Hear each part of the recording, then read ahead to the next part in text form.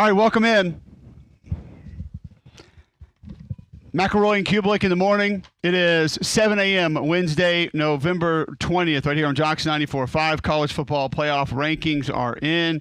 McElroy was on the selection show last night. Seemed like you got a little bit frustrated late, GMAC, with some of the, conversations that you guys were not having. What were your final thoughts walking out of the building after you saw the rankings and the discussions you had? Well, I think my initial frustration is sounding like Kermit the Frog. Outside of that, or Pharrell on the bench. Outside of that, my frustrations yesterday is that we had next week's conversation. Like, I felt like the story of the night last night did not need to center around Indiana. And we spent 4 minutes on Indiana, I feel like, and never got to the bottom of why the SEC teams are in the order that they're in. If I'm Tennessee last night, I'm sitting there like, what the heck? What happened? I know we lost last week, but we're 4 spots below a team that we beat. So I felt like there was a lot more to unpack on the SEC as opposed to spending 5 minutes on whether or not Indiana should be ranked at 5 or if they should fall out if they lose this weekend. That's a conversation for next week. This week should have been about the SEC, and I just didn't feel like we had enough time. I also haven't heard many people having the conversation of what if Indiana wins. I don't think a lot of people do, of course, but nobody even wants to have that conversation about that part of it if that were to actually take place. So it's a little strange kind of thinking about the fact that, okay, why do we not at least have that part of the conversation if that's where you want to go? But I agreed with you. It didn't feel like a relevant conversation for right now. So we'll see what happens this weekend with Ohio State and Indiana. But Oregon comes in at 1 again. Ohio State 2, Texas 3, Penn State 4, Indiana 5, Notre Dame 6, Bama's at 7, Miami down to 8, Ole Miss is at 9, and then Georgia rounds out the top 10. As you stated, you got Tennessee at 11 with Alabama up at 7. Boise gets back to 12. It's good news for them. SMU at 13. BYU, Texas A&M, Colorado, Clemson, South Carolina. How good a news is it for Army to be at 19 and Tulane to be at 20, in your opinion? I think Army's the most overrated team in the rankings right now. The schedule that they've played is laughable. I mean, it really is. Now, the good news is they play Notre Dame this week. And if they beat Notre Dame, they're in great shape, even in that large situation, perhaps. And if you are Tennessee or if you're a bubble team, you need to be rooting hard for Notre Dame to lose this weekend or next weekend. Because if they lose one of the two, I don't know if they can survive. And then I also think that Army shouldn't be ahead of Tulane. But I also don't think that there's a bunch of teams in the top 25 right now that have no business being there. I don't know why Missouri's ranked. I don't know why Illinois is ranked. I don't know why Army's ranked. And there's just things I just don't quite understand with what the processes are with this current version of the committee. Well, look at some of those teams that are coming up next. I mean, it doesn't feel like there's going to be a gigantic fight for those teams either. If you're talking about Kansas State or Washington State or Louisville or teams like that, Memphis, are there teams that you look at on the flip side of that and say that team should definitely be in as opposed to those teams should be out? Well, that's always the operative question. You have to find someone capable of replacing them, and I understand why people would probably push back there. In my opinion, I think Kansas State's better than Illinois. I think Washington State this year has proven more than Missouri in some cases. I know LSU was just handed their 4th loss. I'm not suggesting they get in or stay in, but there are other teams that I think would be deserving of some potential consideration, like Louisiana. I think would be a team that I would not really want to mess around with. Louisville would still be a team I'd have in the top 25. Pitt has lost 3 games in a row. But I think that Pitt team's all right. Like, I would take them against Illinois right now if given the opportunity. There's just some teams that I feel like are a little bit overrated, and it feels like they're put in there to artificially inflate what some teams at the top are going to need, a la Penn State with Illinois. That's Penn State's best win. And then with Missouri, it kind of props up a handful of teams with South Carolina, Alabama, and Texas A&M. So I just don't know why those teams are in there. As far as the top 10 is concerned, what are your thoughts on where everybody is there? And is there a team that you feel like needs to be much higher or lower? If there's one or two teams that you looked at in the top 10 and said, no, that shouldn't be that way, that's not accurate. Well, I'm okay with the rankings. I am. I just think that Tennessee did not have it explained to them why they're ranked where they're ranked. And the top 10, the big question to me is not that Indiana's at 5 or that Texas Penn State are at 3-4 or that Miami is at 8. Like, all those make sense to me. What I need to have explained to me is, why is Alabama, who lost to Tennessee, 4 spots ahead of them? And I'll tell you why. Because Tennessee's combined record of teams they beat this year is 29-41. They've beaten one team with a winning record, and that is Alabama. That's the only one. NC State's 5-5, Florida's 5-5, Oklahoma's 5-5, Kentucky's 4-6. Excuse me, in case you couldn't hear, struggle is a little bit real with the voice right now. I feel okay. I just can't talk. And I'm sneezing. I just apologize to everybody. So we'll just do our best here. Anyways, their combined record of the teams they've beaten is 29-41. That's just not good. I don't know how to spin it. It's not good. It's bad. And it's not their fault. Who thought Florida would be 5-5 or Oklahoma would be a 500 football team? And the fact that they happen to play two teams that are 2-8 or worse doesn't help matters. But that's the reality. They're 29-41 of the teams they've beaten. Georgia, 40-30. Ole Miss, 38-32. And Alabama, 45-25. That's why. Alabama, 45-25. They have the strongest strength of schedule by a mile as far as win-loss and the teams they've beaten. That's why they're 7. Ole Miss, 38-32, but they have the head-to-head against Georgia. Georgia, 40-30, and the head-to-head against Tennessee. That's why I think it is the way it is, and that's what I would have liked to have gotten into last night, but unfortunately, the conversation centering around Indiana kind of won the night. And I understand that people are a little frustrated with Indiana's schedule. And a lot of it will be play out this weekend against Ohio State, but I do feel like that there are a lot of other conversations there to have. So we'll continue that conversation, talking about kind of where the teams are. You can give us your feedback, 800-239-9569. If you'd like to get into the show, you can always tweet into the show at Mac and Q, be a part of it there, and let us know your thoughts. So when you look at those rankings and roll them into what that might look like from a matchup perspective, I did not like seeing multiple 12 to 15 point first round lines. Maybe that's going to be the norm, Greg. We don't know moving forward. I think a lot of people probably believe that's just what it's going to be in the first couple of rounds. But when you look at sort of who's going to be playing who, BYU and Ohio State, Alabama at Notre Dame, Georgia at Penn State, Ole Miss at Indiana. There's a lot of ats for the SEC in round one.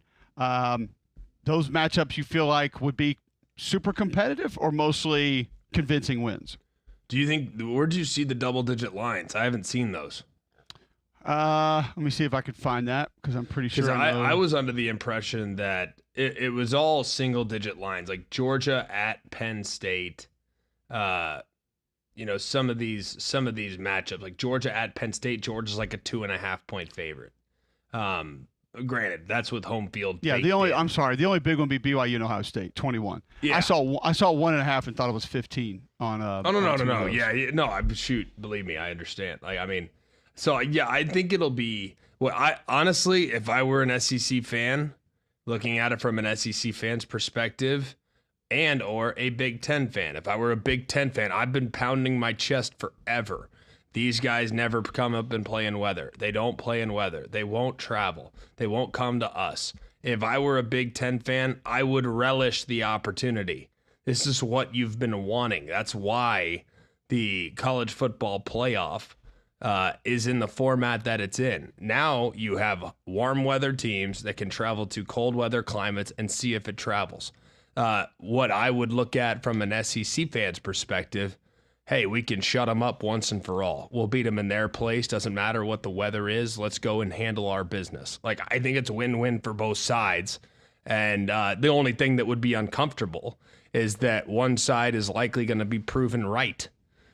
Whether it's the Big Ten saying SEC can't play in cold weather, or the SEC team saying that the cold weather and temperature doesn't matter. So one side's going to eat some crow, but still be interesting nonetheless.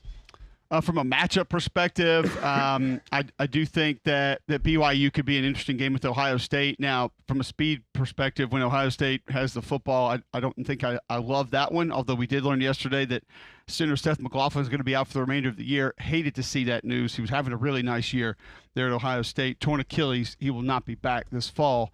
Just a bummer to hear that information. Alabama at Notre Dame, one that could be interesting, G-Mac. We'll talk about that one on the other side of Trent Dilfer joining us, because I want to spend some time on it. Want to be able to kind of talk about exactly what that one might look like and exactly just what people would think about Alabama going to Notre Dame. Historically, you'd think it's going to be awesome, and it's going to be a really cool game. Also, something that's great is Bromberg. Tell our listeners about him. Yeah, Bromberg is amazing. You're going to have a great experience when you walk in the door there. It's that elevated luxury shopping experience that has been put together and crafted over the last 200 years. They opened their doors for the first time in 1836. They're the oldest business firm in the state and the nation's oldest family-owned and operated retailer. They have set the standard in fine jewelry, watches, giftware, and the best in customer service. Go and see them in one of their two locations, Mountain Brook Village and the Summit, or you can go online at brombergs.com. All right, get to a quick break, come back. UAB head coach Trent Dilfer joining us on the other side. Next, right here on McElroy and Kubelik in the morning.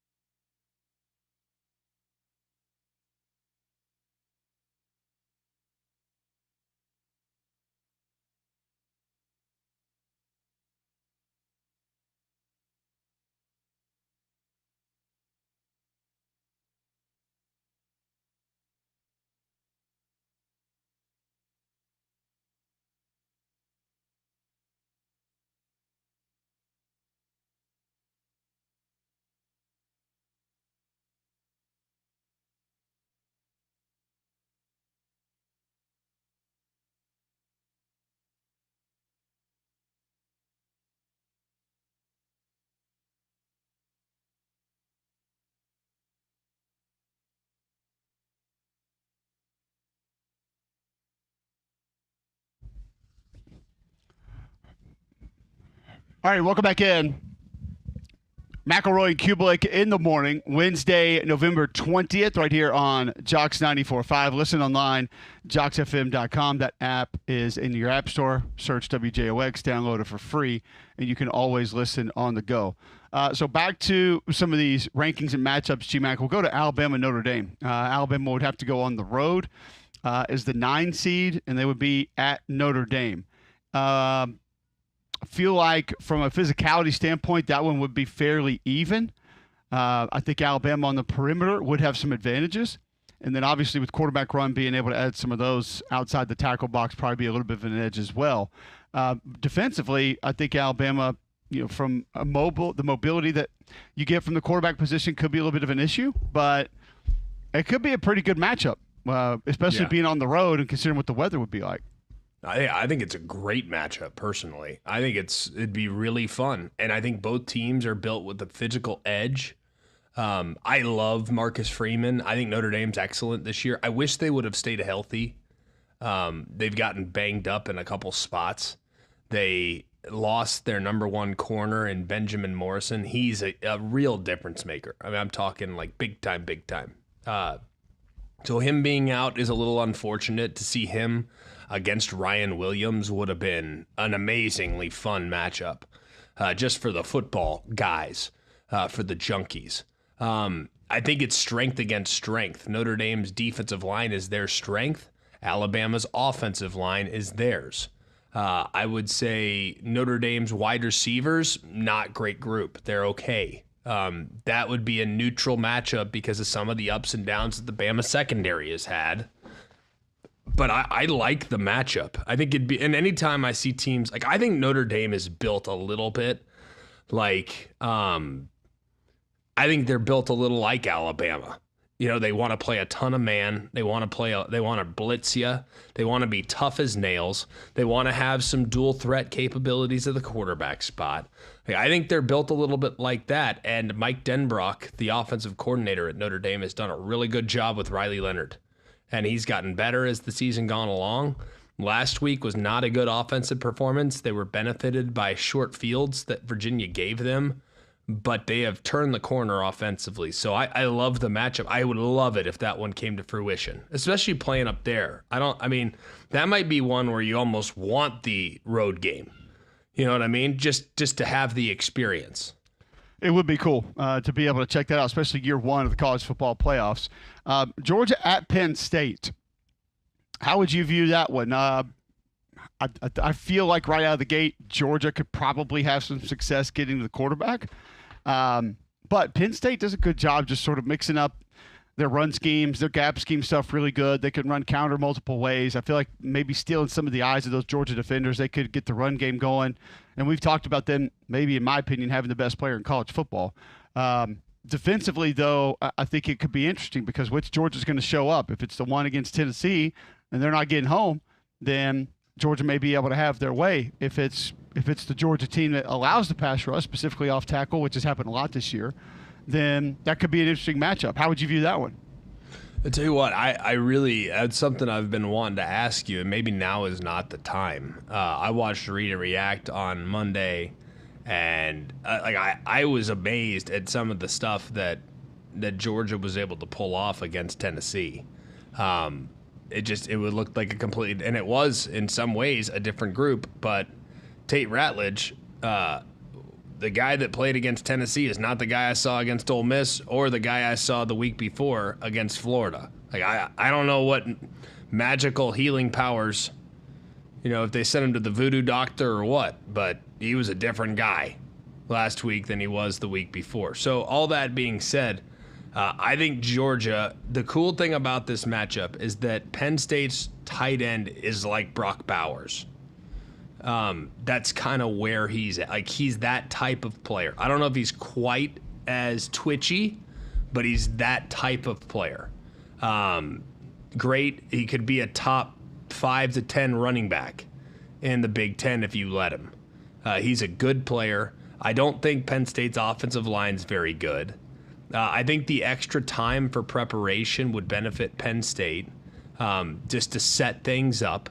And I think Georgia now has kind of found out hey, we need to be more aggressive. Like, we need to challenge the intermediates. I need to push the ball downfield a little bit more. Whether it's tight ends, whether it's wide receivers, whether it's slot guys, we got to start attacking some voids downfield. Like, this whole sideline to sideline nonsense is for the birds. Like, let's take the reins off the offense and let's go. So if they did that, I feel good about it. Penn State wouldn't be able to manufacture big plays. And I think that's what this game would come down to. Penn State's receivers wouldn't be able to uncover. They wouldn't have much of a passing threat if you could neutralize Tyler Warren. And I think Georgia would win the game, but I think it'd be pretty low scoring. Like, I think Penn State's defense would play well. I'm with you on almost all of that. And going back to that Georgia game, that Georgia plan, we didn't spend a ton of time on it on Monday. But the ability to move and use the tight ends the way that they did and be able to get matchups that way. And there were a couple of times they just flat didn't cover them. That also helps. But I thought Bobo did an excellent job. And like you said, attacked vertically. And there wasn't near as much sort of side to side. There weren't near as many reverses. Even kind of got away from the screen game a little bit. Georgia did in that one, which nothing against screens, that they have their place, but I do feel like that they had become a pretty heavy screen game in a couple of games, a pretty heavy screen team in a couple of games this year. And it's just, when you can operate the way that they do, I feel like that should be a nice to have, not a need to have. So it just all depends on which Georgia shows up. And if it's one close to what we saw against Tennessee, I would think that they'd be fine in that game. Ole Miss at Indiana. Now, this is the one where I think a lot of people, Greg, are going to look at it and say, that's the one that the weather could really impact. Maybe impact the most of any of these games, because does Ole Miss need to throw the football around? You could go to, obviously, the Georgia game, had some bad weather there. You could go to the South Carolina game where they didn't throw it 50 times. So they have played a little bit of a different game and found ways to win. But that's one I think people are going to look at and say, being the road team could factor in a little bit more than it would for the rest. Yes, I would say it would. I also think Indiana could neutralize the pass rush a little bit with how quickly they get the ball out and how they would RPO you. That I think that's a tough matchup for Ole Miss. Now, here's where I think Indiana would struggle. If Indiana ran into, say, Notre Dame, I think they'd struggle. If Indiana ran into I think if Indiana ran into Texas, I think that'd be a problem. If Indiana ran into Oregon, I think they'd struggle. But I think that it's really, and that's what's going to be cool about the playoff this year, is that it's very matchup dependent. Like, I think Ole Miss would work Penn State. I think Ole Miss would work. I think Ole Miss would give Ohio State all they want and some. But I don't know how they'd fare against Indiana. It's very matchup dependent. I think Indiana's RPOs could really cause some confusion against an aggressive defense. I don't think there's any doubt. So it looks like there'll be fun matchups. And then, of course, in the next round, winner of BYU and Ohio State would get Boise. Alabama Notre Dame winner would get Oregon. Georgia. By the way, for a second, can we just for a moment? And I know, I understand that UNLV is ranked. I get that. There's just no way that Boise holds off the winner of the Big 12 for one of those bye week games, right? Like, I don't see that happening. With Arizona State, Colorado, and BYU all being ranked in the top 25, there's a possibility that the winner in the Big 12 still has 2 ranked wins that they stack up here in the next 3 weeks. I don't see it. Are you on the same page as me, or am I taking crazy pills? No, I think it's going to be more difficult for them to be, because obviously the schedule is going to belong to the Big 12 team. But this is, of course, going based off what the rankings are now, and we have a couple more weeks for it. But do you different. agree? Do you think Boise will hold them off? Like, if chalk flies down the stretch, do you think Boise will be able to hold them off? I really don't think they will. But a lot of people seem to think they will and should. I'm like, I don't know, man. It depends on how it plays out. If it's, say, a 2-loss Colorado or 2-loss Iowa State, maybe. If it's BYU just running the table, they're going to get Arizona State, which is going to be a nice win for them. Houston, meh. But what happens in the Big 12 title game could obviously help them. So I don't know if Boise's going to get that much help from the Mountain West Championship game. Possibly. It doesn't look like they are. I mean, UNLV being in the top 25 is pretty significant. It helps, it helps a lot. So Yes. We'll see. Who do you think's a better football team? If you were going Boise against each one of those Big 12 teams. I think Arizona State's the best. Colorado's second. BYU's third right now. And where do you like Boise against those teams? Like, which ones would you have Boise ranked ahead of right now? None. Yeah, I'm kind of with you. Because when I've gone back to watch their offensive line, it's neutral site, put a T in the ground and let's go. Like I would take all three Big 12 teams over Boise. Yep. It's when I've gone back to watch that Boise offensive line, they're not near as good as I thought they were going to be. It's just a lot of Ashton Jeanty, man, and he's just that good. Like, he's a generational running back, and so when you get into these kind of games, I just don't think that's going to keep happening. I don't think you can just go win games that way, and that's probably why I would have most of those Big 12 teams ahead of them. So, all right, we'll roll to the other side when we come back. Speaking of Texas, Notre Dame got some big news there yesterday. We'll discuss that and continue a couple of those matchup questions of the college football playoff teams and how they would match up against others as it's set today, as the bracket looks right now. We'll do that right after this on McElroy and Kubelik in the morning.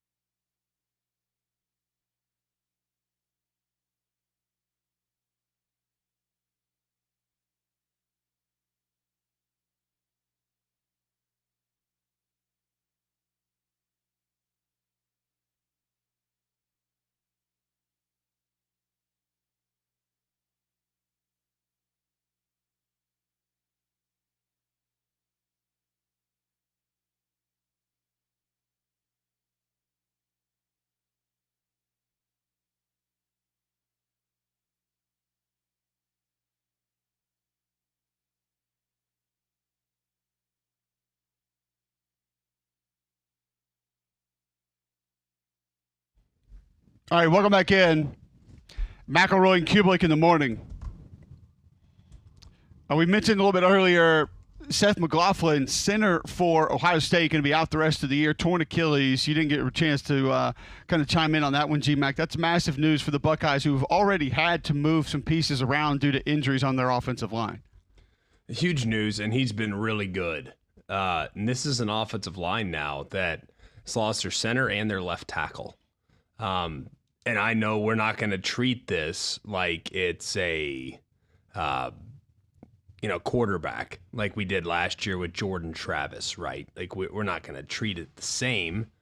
But if they look bad on the offensive line this weekend and they lose and they narrowly escape Michigan, I don't think it's some guarantee that they get into the college football playoff. I don't think it's a guarantee. I think it could. I think it's strong likelihood, but not a guarantee. So to me, you got to factor in, the possibility of Ohio State now, if they lose and look sloppy down the stretch, could they play their way out because of the injuries that are stacking up? I doubt it, but it's just food for thought. Yeah, absolutely. But it's one that when you started talking about those matchups a little bit earlier and who might run into who, it's now you have to look at even more so a potential Ohio State matchup with a team that may have a quality defensive line. Like you talked earlier, Ole Miss and Ohio State, you match those two teams up now with essentially being down a tackle and a guard and moving a guard to tackle from where you started at the beginning of the year. That could be a massive advantage for Ole Miss facing that football team. So it's think about Georgia. If they were to have to go and play Ohio State, I think that's a big advantage there. So it's even Notre Dame. It could be a big advantage having to go play Ohio State. Yeah, I mean, I think Ohio State, and I'd be curious to get your thoughts on this. Like with them, I always feel like I'm left wanting more. With them, I think they have good pieces, but I don't know how good they are. You know what I mean? Yeah. I think they have great players and the team is just good. And it doesn't mean they can't become great this weekend. They might very well become great this weekend, but I've watched a bunch of them this week and I am continually unimpressed with how much it seems like is left on the table. It's like they want to be a ground and pound team, but they can't resist the urge to throw it to their receivers. They know that if they aren't ground and pound, people are going to call them soft. Like I'm kind of amazed at, it's almost like Ohio State has an identity crisis every time I watch them. And it's very strange. I don't think there's another team out there like that. Their fans want them to be blue collar tough guys, but their fans also want them to score 50. I don't get it. You know what I mean? They're just a tough team to figure out. Yeah, earlier in the season, I thought, and I think we talked about it on the show a couple times, I thought this was just trying to mix and match, some of the old systems with some of the new system, and how much of it was going to be chip and how much of maybe the passing game they need to hang on to from what they had prior. And, now I just think that it's maybe a little bit of who they are. And it's just it's kind of a little bit of their DNA. But I absolutely watch their film a lot of times and just think, man, I thought that was going to look a little bit better. Thought that was going to be a little bit different, and then it doesn't. So it's been a little bit odd as far as nothing's clean. Like nothing's clean. I just don't, like when I watch Ole Miss, I feel like there's a little bit of poetry in their offensive performance. And I know they're a tempo team. I know they have incredible personnel at wide receiver. Like it makes sense. Like sometimes with Ohio State, I feel like they're just calling plays for the sake of calling plays. And I don't feel like it's like everyone's playing a beautiful solo in an orchestra, and yet for whatever reason it doesn't really blend well together. It's just strange. I hope they figure it out, because if you ever saw that group align, it'd be amazing. I just haven't seen that happen yet. No, and you think about, just kind of, who they are and how they've been built for such a long time, and then they're not that. You watch, like you said with Ole Miss, you can see the foundation of the offense. You can see what they build off of it, what they attach to it. I think Sark's probably the best at this of anybody that we talk about in college football, where You get 3 or 4 plays one week, and then you see those 3 or 4 plays the next week, but they look totally different. Or you see the same play the previous week, but then now it's a reverse off of it or a screen off of it, or they put somebody else in motion and there's a little bit of a different route combination on it. I just feel like he does the best job of having a foundation of his offense and then adding, subtracting from it, but it all looks the same as far as how it's built. With Ohio State, I think you're right. I mean, you go back to the end of that Penn State game, and all of a sudden they're ground and pounded. We're like, where's this been? Why have you guys not been able to do this for 5 weeks? But all of a sudden, this is who you are. Because I had a lot of folks, Greg, that were telling me, well, look, the offensive line just proved itself. Ohio State's offensive line just proved like they can get short yardage, they can convert. And I'm just thinking to myself, yeah, I get that, but okay, I get 3 plays maybe. And they look great. And they had a running back that looked like he was running like his hair was on fire also. That also helps. And you also had a critical down, by the way, that Penn State stunned out of and cost them about 10 yards on one of those plays. So I don't know. Who exactly they are, I'm with you, seems to be a consistent question for this Ohio State football team. But it's not even so much who they are, it's who they want to be. Like, who do they want to be? I don't mind. Like, if you are what you are, you are what you are. You know what I mean? Yeah. Like, but when I watch, come hell or high water, when I watch USC, I know what they want to be. When I watch Alabama, I know what they want to be now. I think there was a little trial and error earlier in the season, and that is now scrap that plan. Let's move forward. When I watch Auburn, I know what they want to be. You know what I mean? Like, I don't know who they want to be. Do they want to be a team that creates matchups for all these wide receivers, or do they want to be a team that leans and goes 60-40 run to pass? I don't know. I don't know the answer to that. So I can live with an identity crisis in week 6. It's week 13. And I'm telling you right now, Indiana knows who they are, and they are going to crush you with execution. If you try to get cute, and I do think there are times when Ohio State tries to get cute, Indiana will punch you right square in the face. They don't care. They are all sitting there, 12 or 13 of them were playing G5 football last year, and they're all sitting there saying, man, what a blessing. I play in the Power 5. I'm about to go show these big bad bullies on the block how it's done. They have a 5'9" corner, and that honestly feels generous. His name's D'Angelo Pons. He doesn't know he's 5'9". He's a Chihuahua that it will take on a Great Dane and doesn't care. Like, it's just, I just think Ohio State better play well this weekend. If they don't, they're going to get rocked. I'm not saying they lose the game, but it's going to be an eye-opening experience for a lot of people that just anticipate, the scarlet and gray running out there and making mincemeat of a team they've beaten 29 times in a row. Yeah, I just think it's a different outfit this year. Oh, I don't think there's any doubt. And the operation of it has been changing for a little while.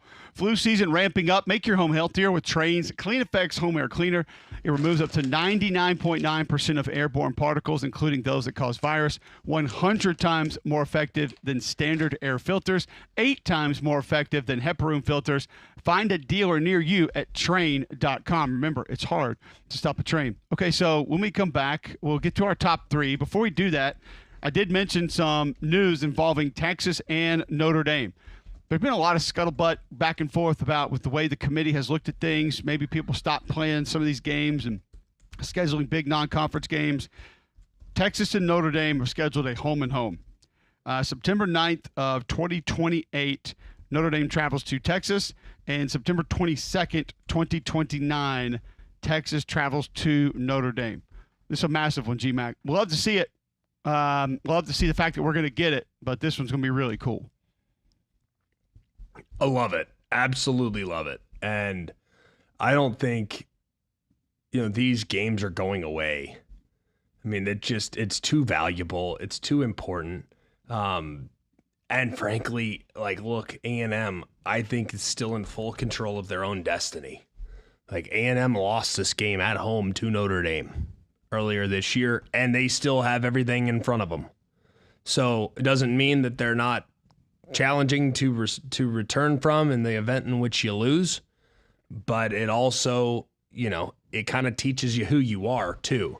So I love that this game's getting scheduled. I hope more teams schedule games like this, and I hope this is a big part of the college tradition moving forward to have matchups in the non-conference that are comparable to this. All right, before we go to break and get to our top three, I did want to get to a little feedback coming into the show. A couple folks tweeting in here early on a Wednesday morning to the show. Russell Terry tweets in at Mac and Cube. When did the show change from Mac and Cube to Dirty Harry and Cube? I'd take great. That is a tremendous compliment, and I appreciate that. I actually felt like this was the bigger compliment from Landon King. By the way, shouldn't he be at practice? Yes. Why does that Greg McElroy sound like the Cookie Monster?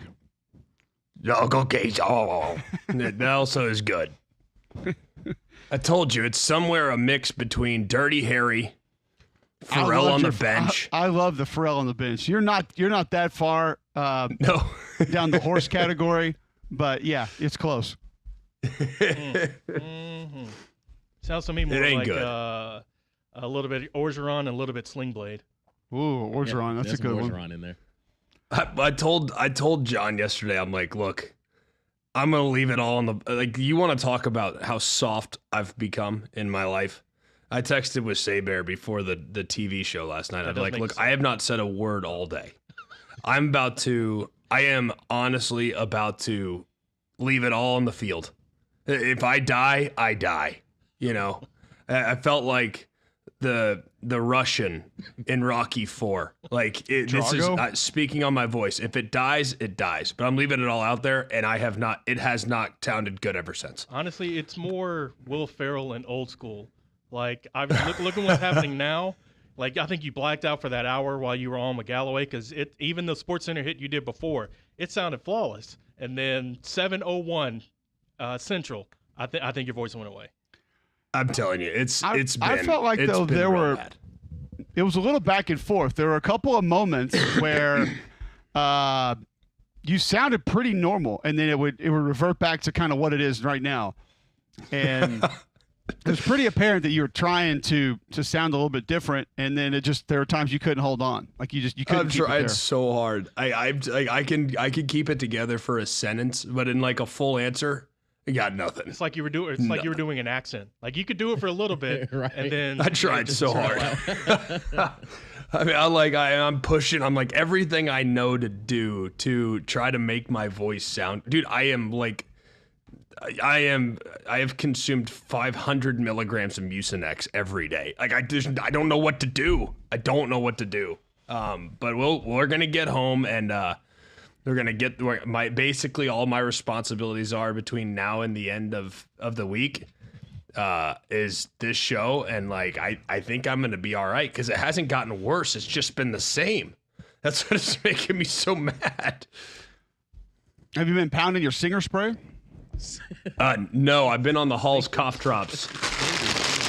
That's not the Rube Cube. That's the Hall's cough drops. It's an 80 drop. That's 80 drops right there. Right there. Keep pounding those things. No, Singer spray's legit, man. It'll get you out of a jam. Oh, yeah. Last night, it was a savior, for sure. All right, well, maybe we should have a poll question of who you sound most like today. Cookie Monster. Ed Orgeron. I think O is way too far down there for anybody to even really be close to him. But I did think that the Dirty Harry was a really good pull. That's fine. Yeah, that's a good one. That's a good one. Maybe we need to cut some promos before this goes away.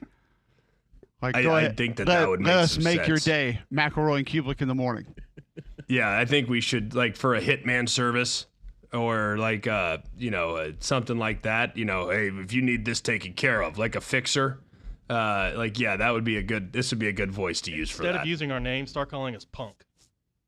Do you feel lucky, Punk? McElroy and Kubik will make you feel lucky weekdays, 7 to 10 a.m. I'm telling you, we can come up with a couple of good ones here if we need to. I'm going to be honest with you. There's been a lot of people that have made a career out of having a voice like this. I might just lean into it. I might just go to the doctor and say, how do I keep this like this? Oh, Mac and Q I don't know brought to you by Marlboro. Wow. Unfiltered Marlboros. That's how hardcore this is. All right, we'll get you a break. When we come back, we'll get to our top 3. Don't know what it's going to be, but we will find out next right here on McElroy and Kublik in the morning.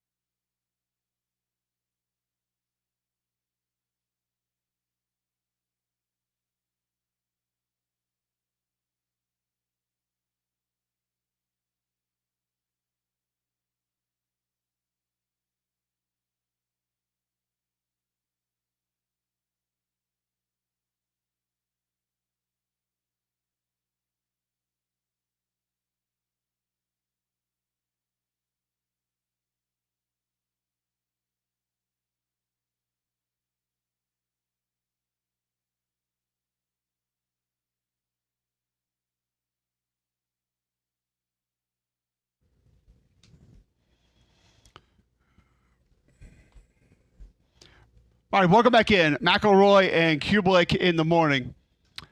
We get it to you each and every day. Sometimes sports does not always have to be.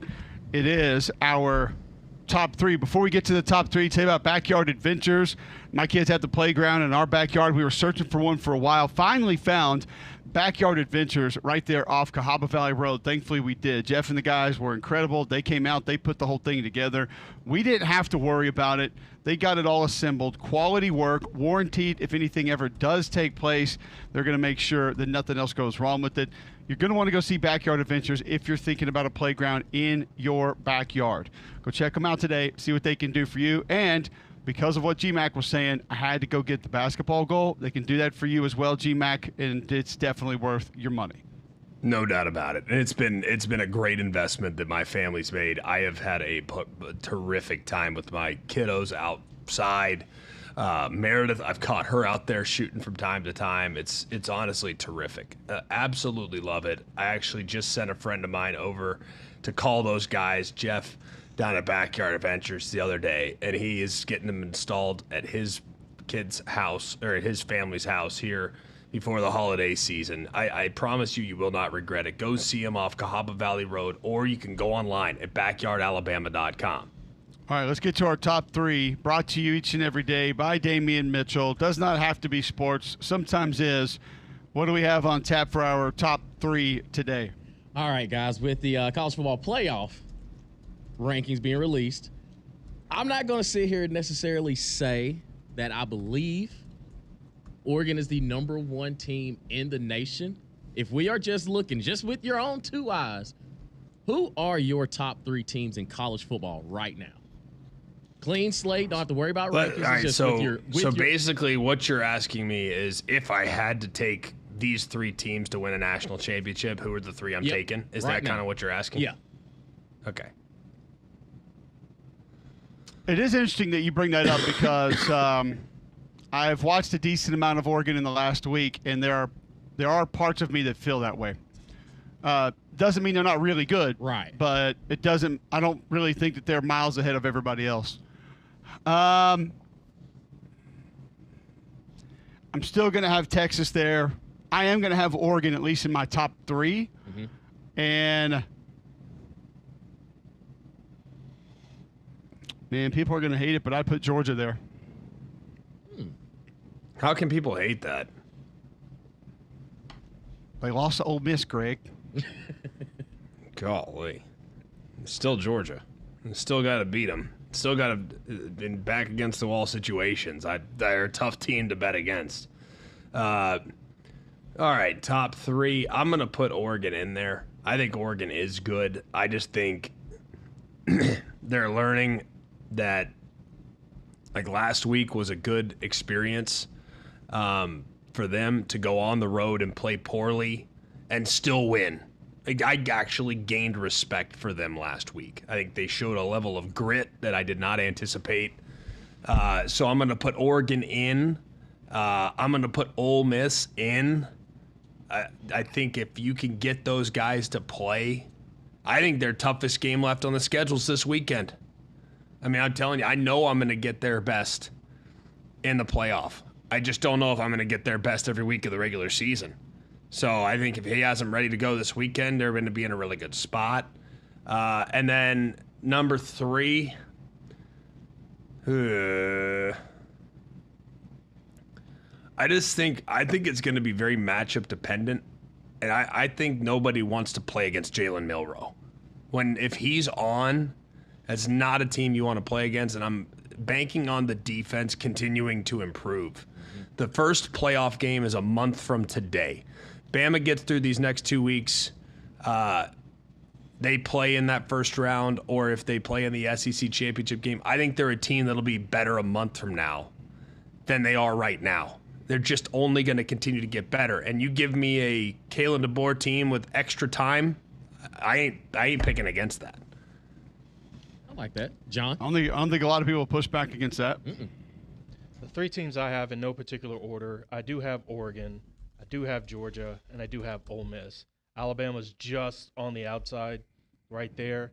I just feel like I know Alabama beat Georgia, but the way that Georgia, everyone really kind of wrote them off last week, and they not only found a way to win, but win convincingly. It's like, okay, I shouldn't have gone against that. I do think while Oregon may not look like the number 1 team, I do think quite possibly they're the best team.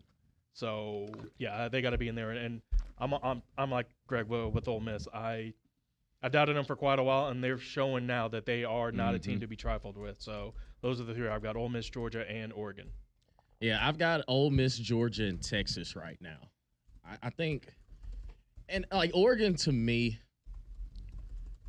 I'm just waiting on them to have that full, complete game. Not to say Ohio State wasn't a big win. It's just I still didn't feel like they, kind of like your point, Colt, they're separating themselves as the number 1 team, which, I mean, now I think with the 12-team playoff, we're going to see. We're definitely going to see who the best team is. Do you guys think it's interesting how much further ahead we will put certain teams for having 1 good win from the teams that don't have any good wins? Example.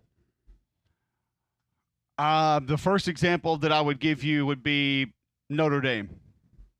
You're going to count Louisville as a good win. I think it's a decent win, but I don't think it's like a schedule-changing win. But they have the A&M win, which is great on the road. It's a really good win. Well, but Notre Dame does have a win against A&M. Yeah, I'll give them that one. That would be the one that I think a lot of people sort of hang their hat on when they talk about Notre Dame. Yeah. And not that they're being held like way ahead of everybody else, but I would put Miami there also. And I don't even know if they have the one really good one. A couple decent ones. Feels like if you get that win, that validates their preseason thoughts. Absolutely. Mm-hmm. Yeah, that's a great thought. All right, a lot more coming up next hour, including Steve Wiltfong next right here on Jocks 94.5.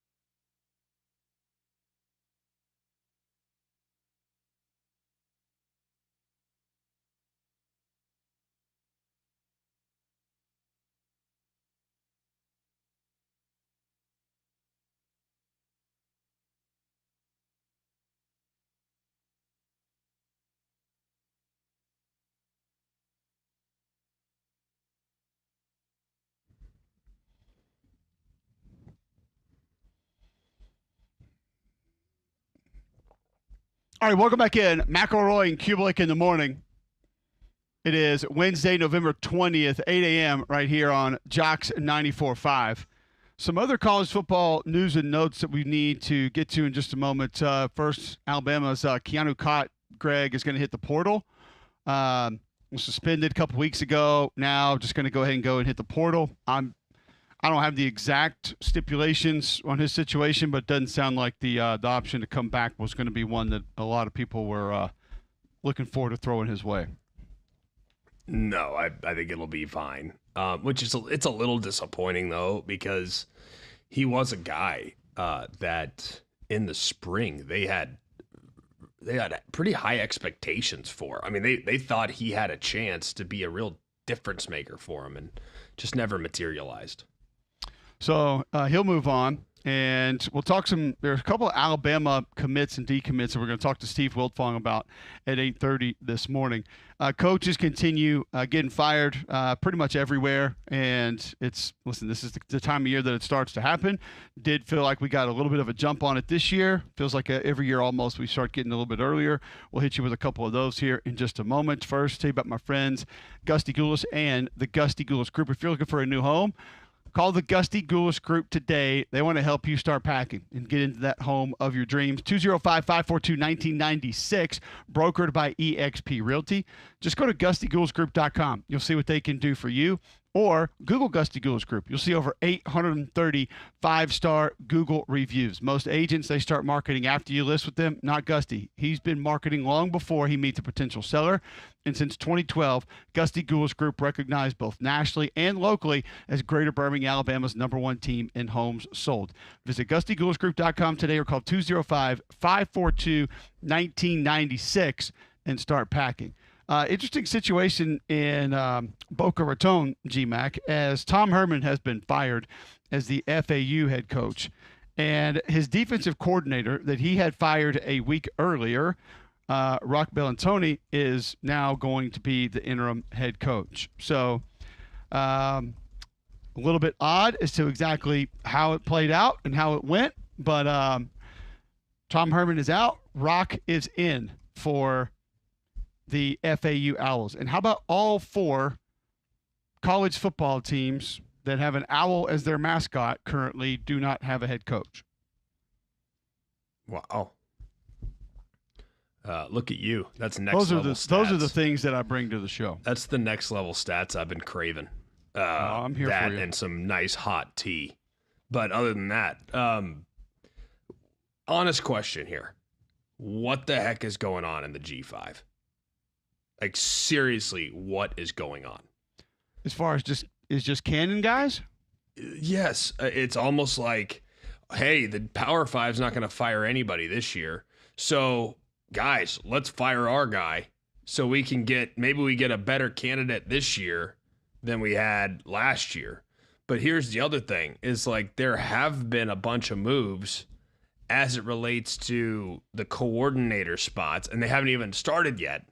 There are going to be some moves with coordinators at the Power 5 level. Oklahoma is one, obviously, that has been discussed at length. Florida State's got OC and DC, and there's a bunch of coordinator job openings that are either there or coming. And these G5 programs are going to still be at the back of the line, even when being compared to coordinator spots. So it's going to be interesting. Plus, the NFL cycle hadn't started yet. And I think there's going to be some college teams and some college coaches that are in the mix, including Dan Lanning. There's some buzz about that coming to fruition, about him making the leap to the NFL potentially. Deion Sanders, that's been widely speculated. It's just going to be really interesting. No, I don't think there's any doubt as far as where some of these teams go. And you wonder, with all the discussions, too, about finances, Greg, and sort of where Right. things are going and where things are going to be, specifically at the Group of 5, is making a move, paying a buyout right now in your best interest. I know a lot of them probably don't look at it that way. A lot of them look at it like you said. If we can go get a bigger, better name right now, then we need to do that. And we need to go out and we need to make that move. But it's also a little bit odd just to see the moves that some of them are making. FAU, by the way, there's a weird buyout inside these contracts. I don't know if you've seen this. Have you seen this situation with their buyouts at FAU? No.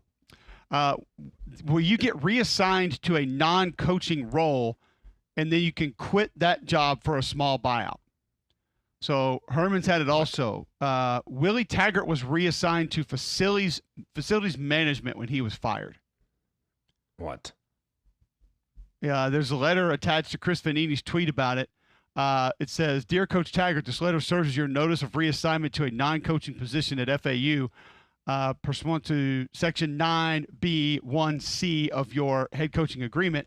The effective date of this reassignment is Thursday, January 26, 2023, and will continue until the expiration of your employment agreement with the university on December 31st, 2024. During this reassignment, the terms of your employment remain governed by the head coaching agreement, and you may be terminated earlier for cause, layoff, resignation, or other reasons in accordance with the agreement and FAU regulations and policies. If you have any other questions, please contact me." Ugh. You are reassigned to FAU Athletics Facilities Department, reporting to Chris Ryder, Senior Associate Athletic Director, Facilities and Event Management. What? Please report to the FAU Stadium Room 404 no later than 9 a.m. on Thursday. Chris Ryder discussed the detailed duties of your new assignment at that time. Oh, my God. I just want And one of yet these guys to show up to it and be like, now what? People try to explain that the G5 and the P5 are playing on the same playing field. Yeah, probably not. You actually have to report to work the day after you get fired. What does the facilities management job entail? Like, is that like, I could see that. I mean, is that like, is he have to go and make sure that everything, is he like walking the field and making sure there's no bumps in the field? Maybe he's painting the lines.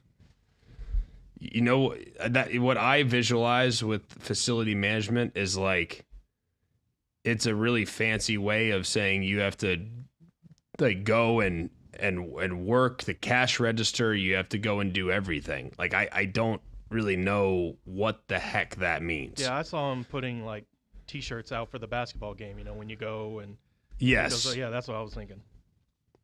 That's kind of what I see. Like, I see it as, I don't necessarily see it as someone that is like actually doing anything as it relates to facilities, but like putting lipstick on a pig in some situations. You know what I mean?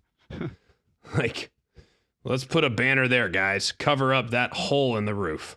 You know what I mean? Like, I that's what I see. Management.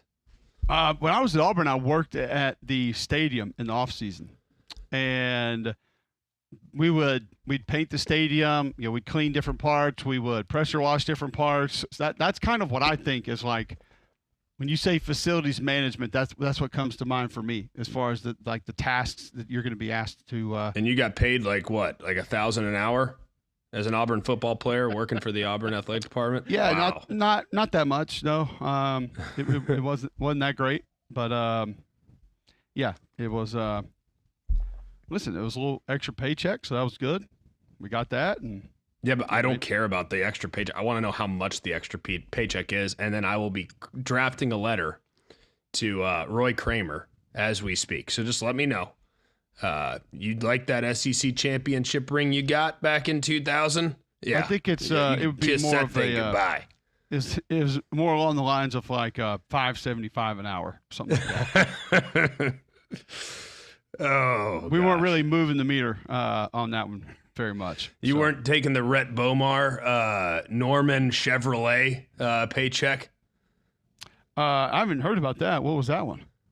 Oh, you don't remember that? It was like 2007, and Rhett Bomar and Adrian Peterson got in trouble for working at a car dealership, and Bomar got kicked off the team, and it's because they were making like some absurd amount of money working at a car dealership in the summer. Oh, okay. Yeah, it's a great story. Bomar is a great player, and Bradford came in, and the rest was history. No, Bomar was big time high school quarterback. no I remember seeing his high school film, and I was just like, this dude is insane. And then obviously just kind of never worked out. But either way, you kind of hate to see that. So Charlotte also going to fire Biff Poggi, and we kind of hate this one just because he's like such a fun character, and I don't know how many people really thought it was going to work. But if you want to talk about financial arrangements and different ways to offset it, and he wasn't one of those guys that wasn't demanding premium pay, you'd have thought that this was definitely one that they could have figured out. And I don't know where you go from this, because I don't think his salary was massive. And now all of a sudden, you're going to have to go and try to reinvent yourself a little bit. This didn't feel like the best move. No. Well, I mean, you're Charlotte. Like, what are we doing? You're going to fire a guy 19 games into his tenure who, by the way, doesn't need the money. He is contributing a percentage of his salary, a decent percentage of his salary, towards your own NIL collective. And you're going to run the guy? I don't know. Doesn't feel like the best strategy. I don't know a lot about Biff Poggi, what kind of coach he is. I don't know this. All I know is that it's Charlotte. And I don't think it's the most attractive destination. And I know from a resource standpoint, they are limited. And they've now run Biff Poggi. They've run Will Healy. Like, they've run guys probably a little too soon. The only guy that ever won there, they ran off after like one bad year. It just doesn't make sense. There's definitely a little bit of who do you think you are when you see how Charlotte has handled a couple of these things with their coaches and bringing them in, getting them out. It's a little weird either way. So who do you think you are? I am. Exactly. Yes, that's what I was thinking.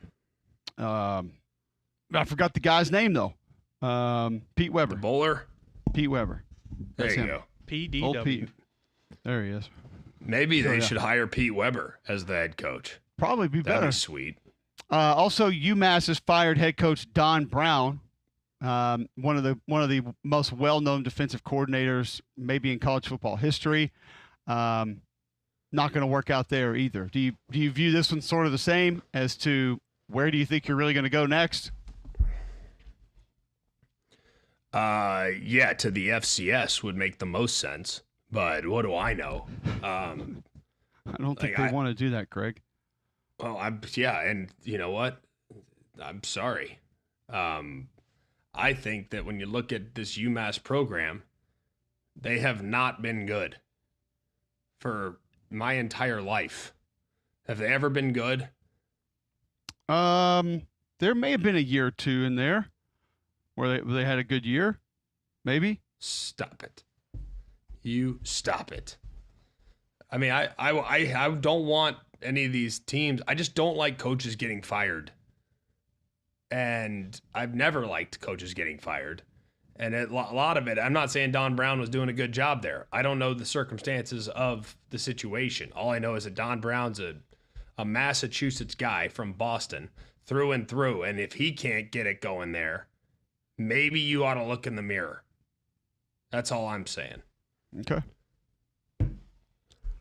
I think it's understandable, and a lot of people probably be on board with you. But as for now, Don Brown not going to get it done at UMass, and they'll be moving on to try to find somebody else. So I don't know.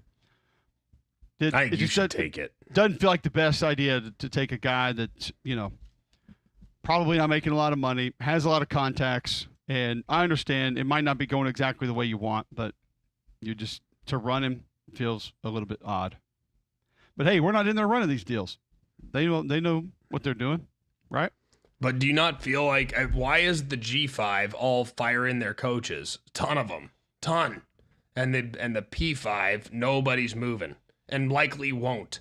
The only way I've been told, I have had friends in the coaching search business forever. The only way guys get fired is if there's some type of mutiny from the players this year, or if they completely cave in the final 2 weeks, or if they take an NFL job, or if they retire. Like, most coaching search people are focusing on AD placement and not so much on coaching placement right now, because they don't think there's going to be any openings. Yeah, I could see that. And I mean, listen, everybody has different reasons for trying to do this. They either have a connection that's telling them they're going to be open, or they know somebody that wants the job next, and they're willing to make a move that maybe everybody's not going to love at first, but they think it'll better them down the road.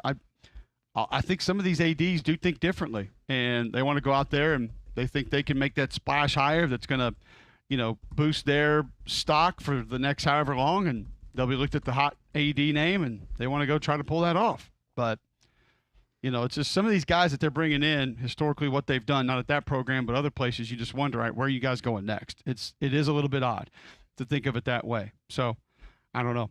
It's never odd to call Game Day Men's Health if you are feeling on edge, if you're lacking sleep, if you're lacking energy. It could be the effects of low testosterone, and Game Day Men's Health wants to help you today.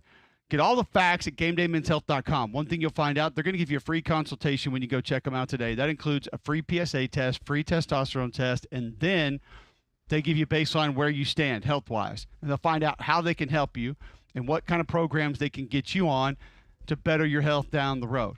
Also, you save 10% on any service that they offer by mentioning Cube at GameDayMen'sHealth.com. Locker room environment, low stress, not going to try to push you anything that you don't want to do. Game Day Men's Health wants to help you get your health better. So go to GameDayMen'sHealth.com, sign up today, get that free consultation, and always remember, minimal upfront cost for the programs that they offer. They also have weight loss programs that they can get you on today. GameDayMen'sHealth.com. Go set up that free consultation today. All right, when we come back, we'll get into a little bit more the college football playoff rankings and what that means for the next few weeks of the regular season right after this on Jocks 94.5.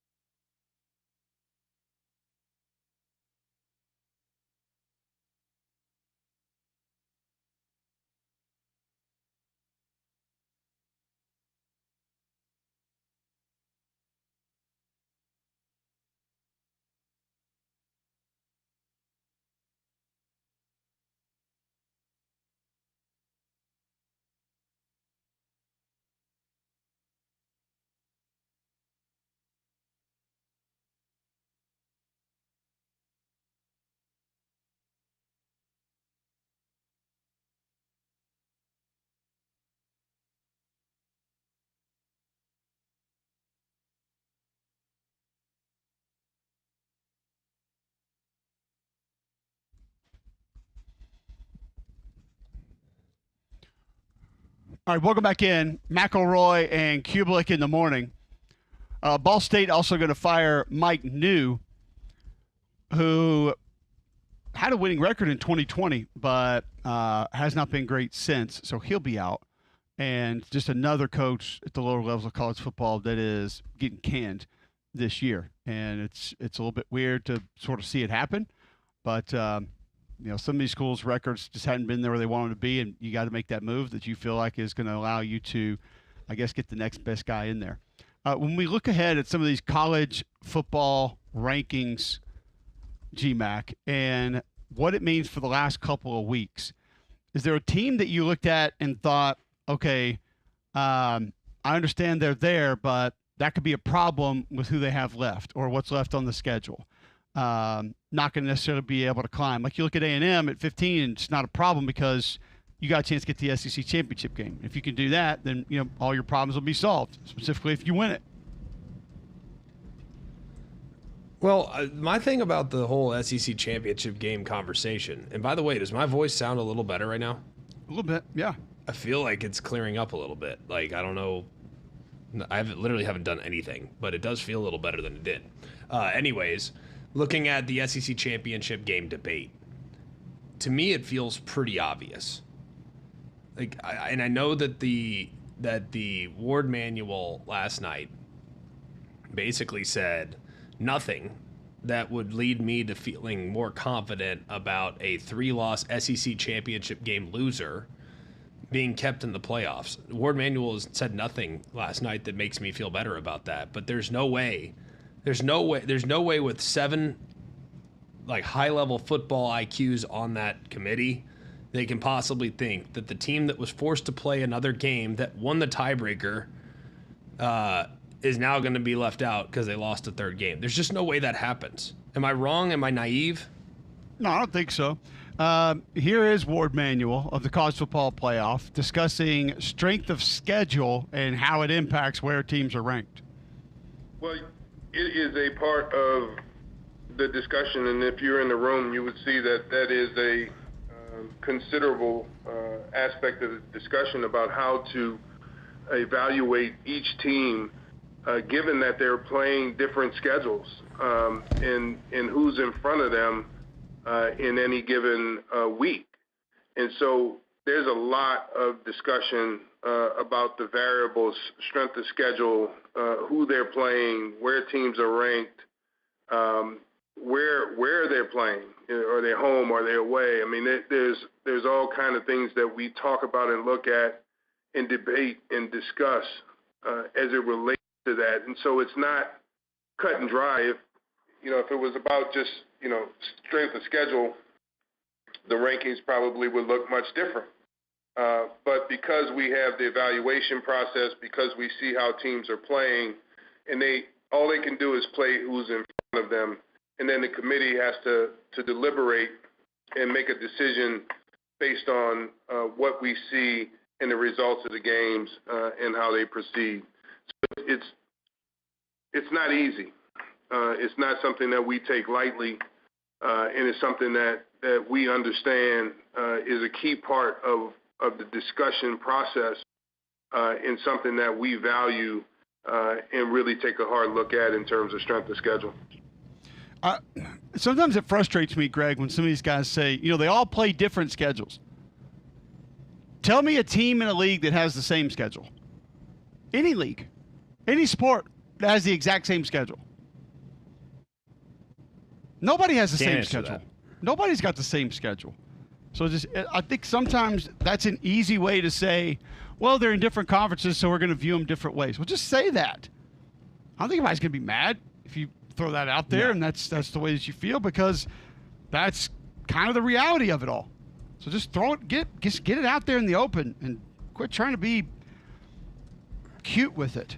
I don't know. It's just it feels weird that you don't. Every team plays a different schedule. We know that. We've seen the schedules. There's not one that's the same. There isn't. But I guess they want us to believe that there is.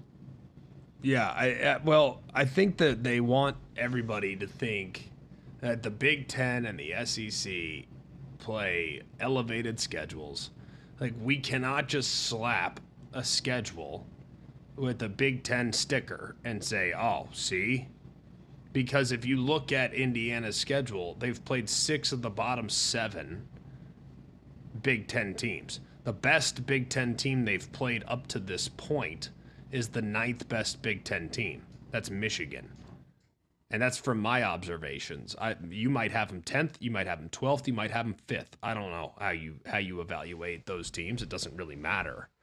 But I don't think Michigan's very good. I think they're a top half fringe Big Ten team. But I also look, and I can't be mad about the schedule that Indiana's played and not still apply that same logic to the schedule that Missouri's played. Missouri has played 3 teams with a pulse and has lost to all 3. I know they beat Vanderbilt, and they deserve credit for that. But that's really their only moment of significance this year. Why they're ranked in the top 25, I'll never know. So I just have a hard time understanding some of the thought process here, because not all. That's why strength of schedule matters now more than ever, is because we no longer, and I said this last night, and Joey kept cutting me off because Booger was made the comparison to Indiana to Michigan's schedule last year, and their strength of schedule was comparable at this point of the year. I'd say that's great, that's fine, but here's the difference: is that en route to the playoff last year, Michigan still had to beat Ohio State. This year, we're trying to decide whether or not Indiana will get in, even if they lose to Ohio State. Strength of schedule matters because not all schedules, even within their own conference, are created equal anymore. They're all different because we don't have divisions, and you might not have. Imagine this: like, you and I are both playing Mario, and we're in a race to win the castle back for Princess Peach. And I have to fight the big boss Bowser at the end, and you don't have to. And yet the result is the same for both of us. Well, why'd I have to fight Big Bad Bowser at the end? Well, because I had to fight the big boss. And that's what you had to do last year to make the playoff. This year, you don't. So we need to value strength of schedule when taking into account that some teams don't have to fight the big boss at the end, be it Georgia, Michigan, back in the day, Ohio State, Bama, you name it. It's just different year. Did not anticipate a Mario Brothers reference on the show today, but now you have that, so you can Does chalk it that make up. sense? Yeah, for sure. No, I got it. And It's me, Mario. but I just don't understand how Oh, boy. you might actually be better as Bowser. Kind of dragging that thing in a little bit, seeing how that one goes. Go for it. See how it sounds. Try it. I don't know if I have a Bowser. That's good enough. Peaches, peaches, peaches, peaches, peaches, peaches, peaches, peaches. That works. That actually works. We're good. No, it's the whole, constant different schedules thing. We hear that all the time. It just feels a little bit odd. I wanted to ask you this, though. It makes me mad when people are like, oh, they've played a Big Ten schedule. Yeah, well, they didn't play Ohio State's Big Ten schedule. Like, I mean, they're not the same. Like, a Big Ten schedule, you can't just drape that over the top. Like, that's a universal qualifier. Like, no. Like, give me a break, man. It's not the same. All right, we're going to take a break. On the other side, we've got Steve Wiltfong, one of the best to do it in recruiting.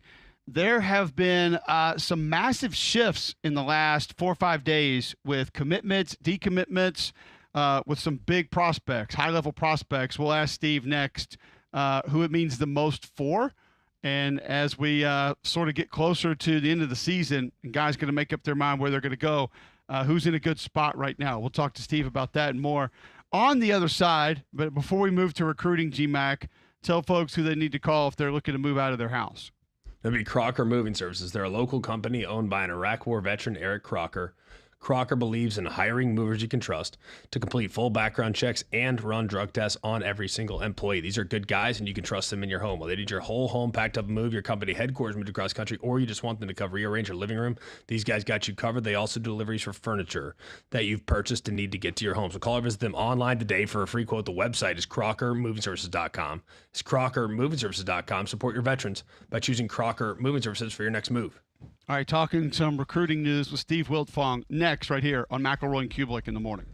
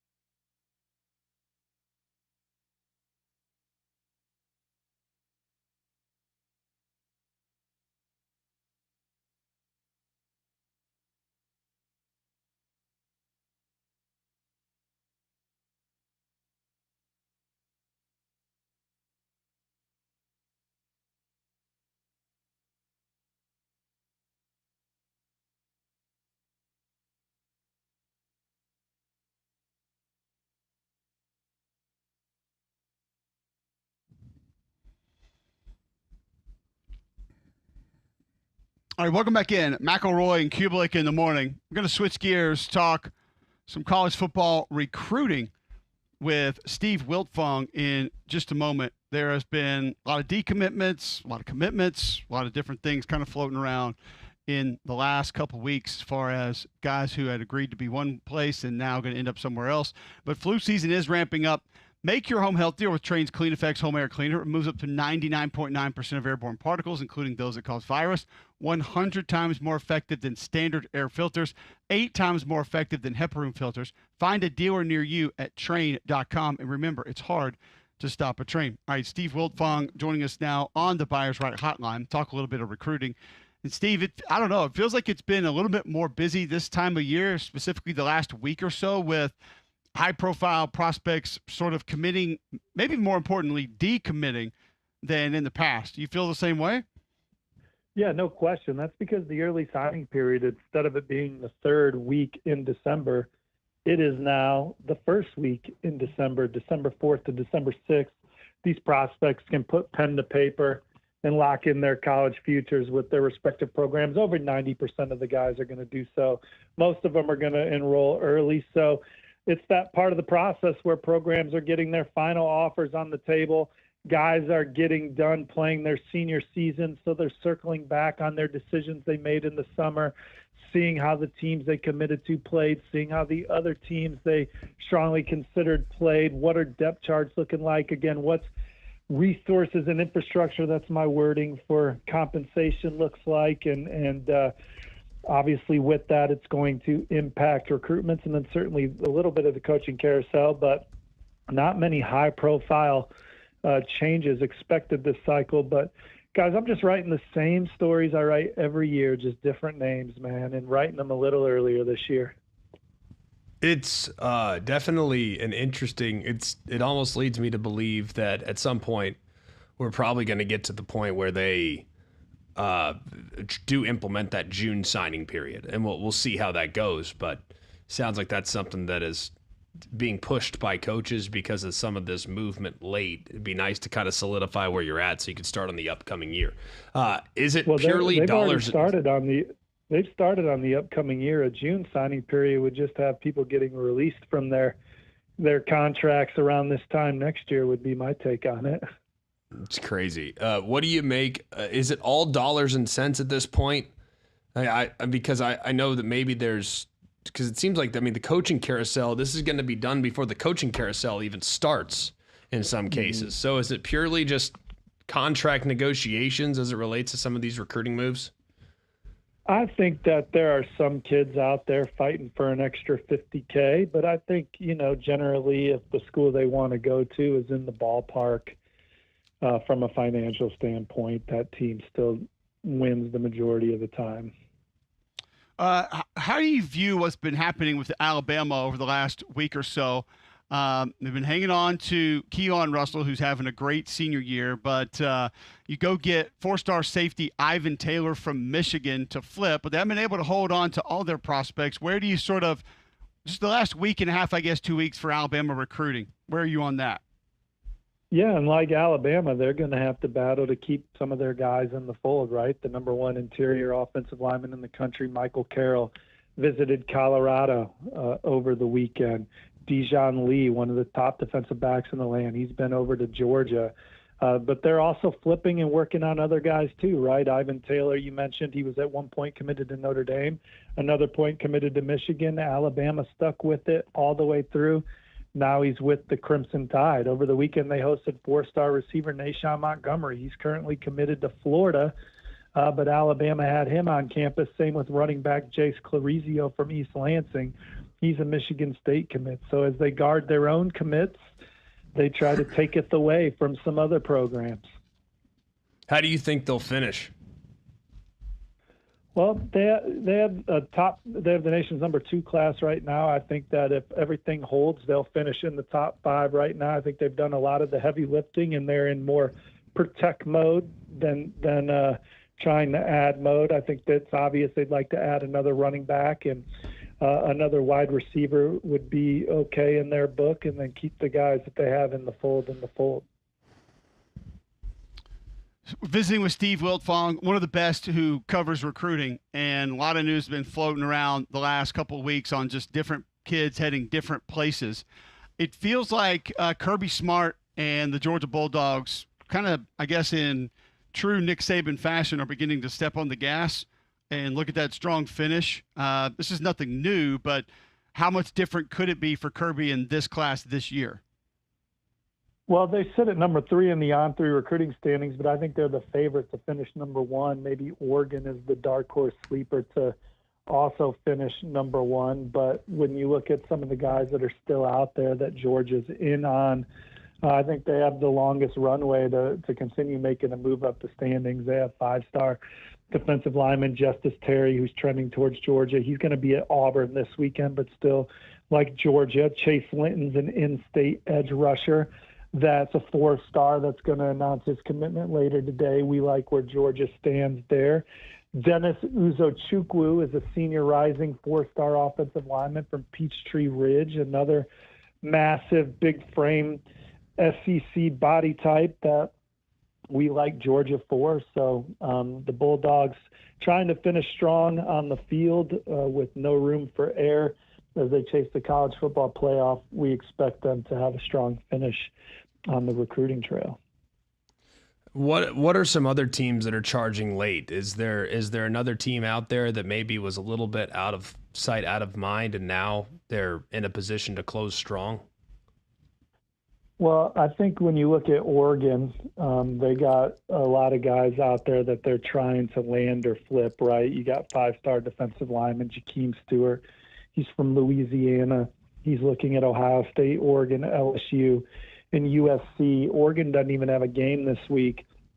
Jakeem Stewart's going to be in Eugene talking about the process with the Duck staff and what it would look like for an Oregon player. He already attended the win over Ohio State. One of the top quarterbacks still available is a young man from Hawaii, Jaron Key Sagapoateli. He's the all-time leading passer in Hawaii history, chasing the touchdown record right now. He's committed to Cal. Cal got him in the boat this summer. He's going to be back at Cal this weekend, but he was at Oregon a few weeks ago. He's going to visit Georgia next weekend. But he's a newly minted 5-star at on-3 that could end up at Oregon as well. And then you have guys like 5-star cornerback Naeem Offord, who's a longtime commit to Ohio State from the state of Alabama, that was at Florida last weekend. Oregon's in the middle of that one. Certainly Auburn doing what they can to keep them in state. So Oregon's kind of that fun team to watch down the stretch. Same with Texas. Miami's always going to make a move at the end of the cycle with Mario Cristobal and company. But a lot of the regular names at the top of the standings jockeying for position. Steve, you brought up Colorado a few moments ago, and we know they all made a lot of noise towards the end of last recruiting cycle. Can they put together a massive traditional high school recruiting haul, in your opinion? Yeah, I'm glad you mentioned them because they also have quite a few high school guys still out there. I think it has a chance to be pound for pound one of the best classes in the country when you look at average rating per commit, if they're able to go out and land some of the guys that they're swinging at. You have Julian Lewis. He's the quarterback from Georgia. He was a Gatorade National Player of the Year finalist, the Gatorade Player of the Year winner in the state of Georgia last year. Colorado is trending for him, but that's a recruitment where anything could happen. He could maybe end up at Indiana. They're still recruiting him. Maybe a school that loses a quarterback late could circle back and get Julian Lewis. And I think there's a lot of infrastructure involved in that recruitment. So that one could still go a couple different ways, but I like the way it's going for Colorado. Michael Carroll, the number one interior offensive lineman committed to Alabama. We talked about it at the top of the segment. He was at Colorado this weekend. IMG Academy could be good to Colorado in general. You know, their starting left tackle, Jordan Seaton, played at IMG Academy, and now they're recruiting several from the Ascenders program right now, from Michael Carroll to London Merritt, who's a pass rusher committed to Ohio State. Nathaniel Owusu Boateng's a linebacker. His older brother, Jeremiah Owusu, won the Buckus Award at Notre Dame. He could end up at Michigan or Colorado. Alexander McPherson, IMG's leading sack guy the last 2 years, committed to Oklahoma State. He could end up at Colorado or NC State. at the end, and they like this receiver Quentin Gibson from Texas, who's lightning in a bottle from North Crawley there in Fort Worth. That one seems to be lining up well too. Colorado, if they recruit you from the high school ranks, they plan to have you plugged into the 2 deep. Most of you will get a chance to start, and the kids have seen that have visited, and they see their young players playing well and making plays and being ready to play. And so that excites them about the opportunity as well. And then they just love the ambiance and the vibe around the place. The kid from IMG that you mentioned, he's the one that's just tossing people all over the place on his film, his high school highlights, right? Yeah, he's a badass. Michael Carroll. His dad played linebacker at Penn State. His mom played basketball at Michigan State. Comes from terrific pedigree. And obviously he's a hard-nosed, tough, physical kid that can move a little bit, got that short area burst. He likes to finish. And with Colorado, he sees an opportunity to be a plug-and-play guy as a true freshman, and that's hard to do at that position.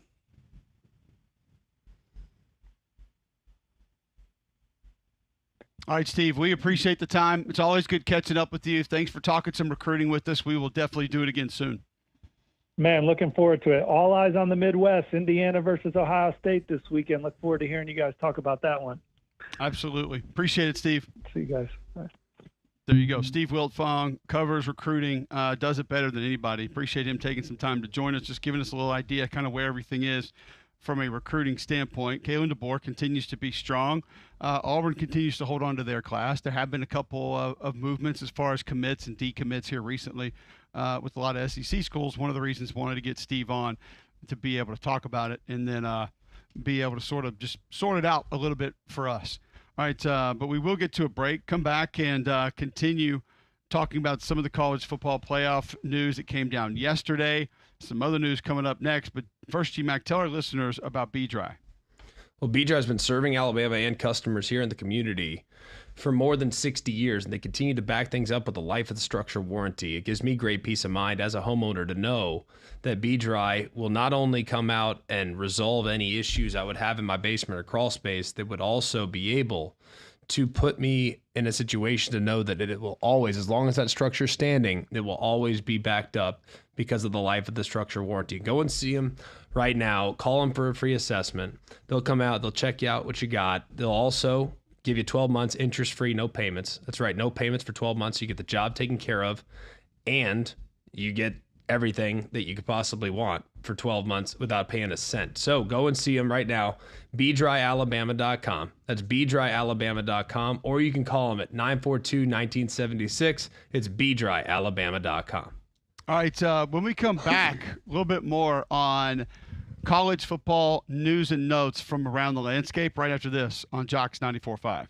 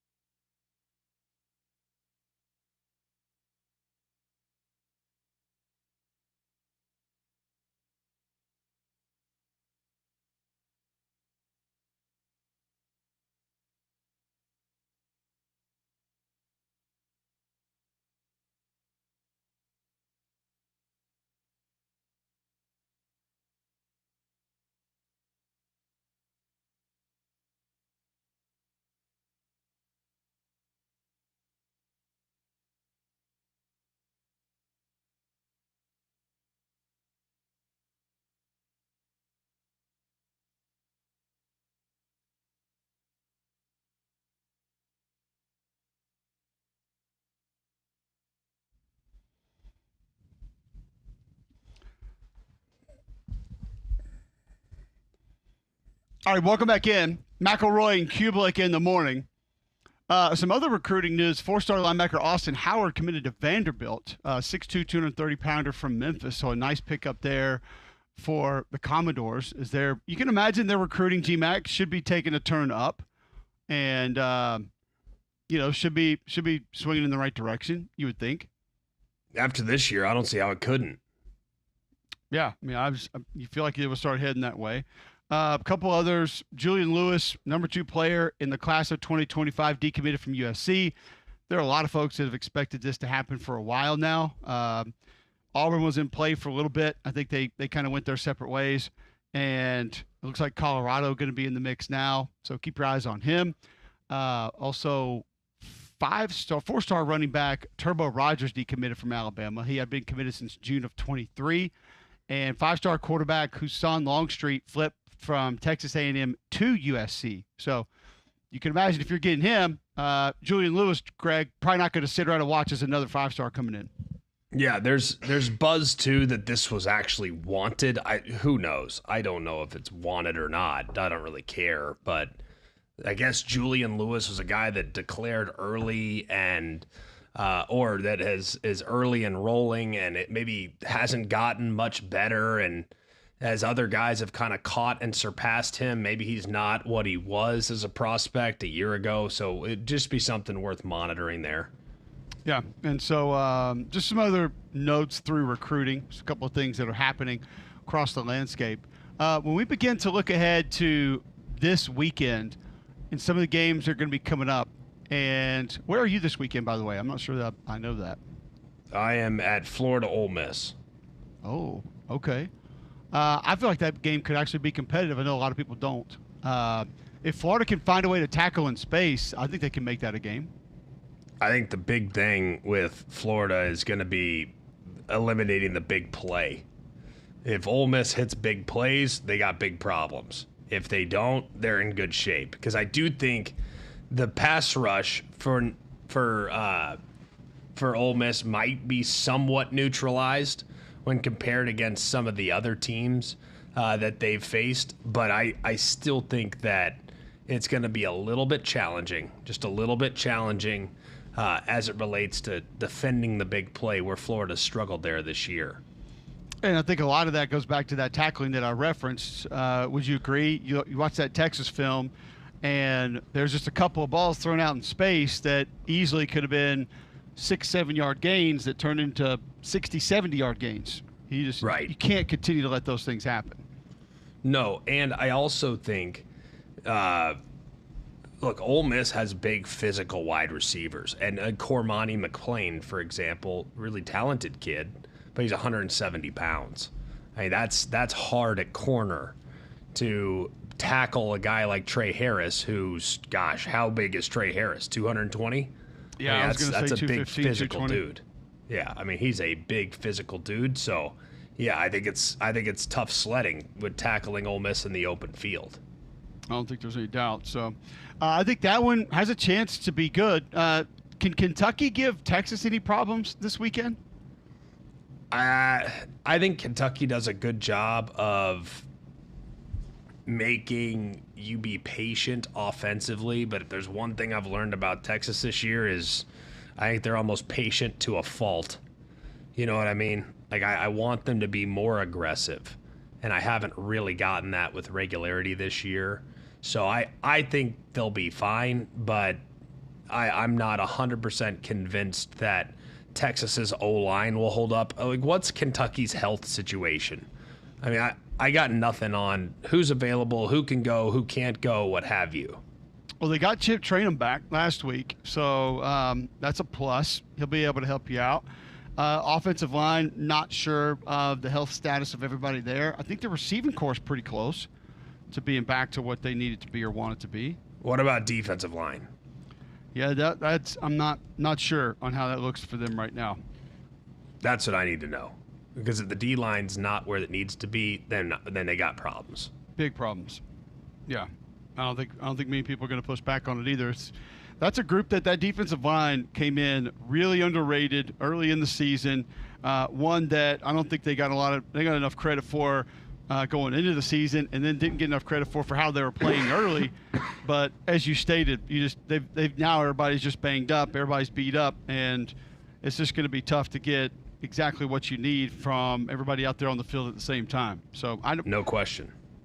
If this was a full go Kentucky defense, I actually do think that they might be able to stay competitive in this game, at least on that side of the ball, because they do tackle well. Like that's not something that's a problem with them, but not at full strength, playing guys in different spots, like that's not ideal.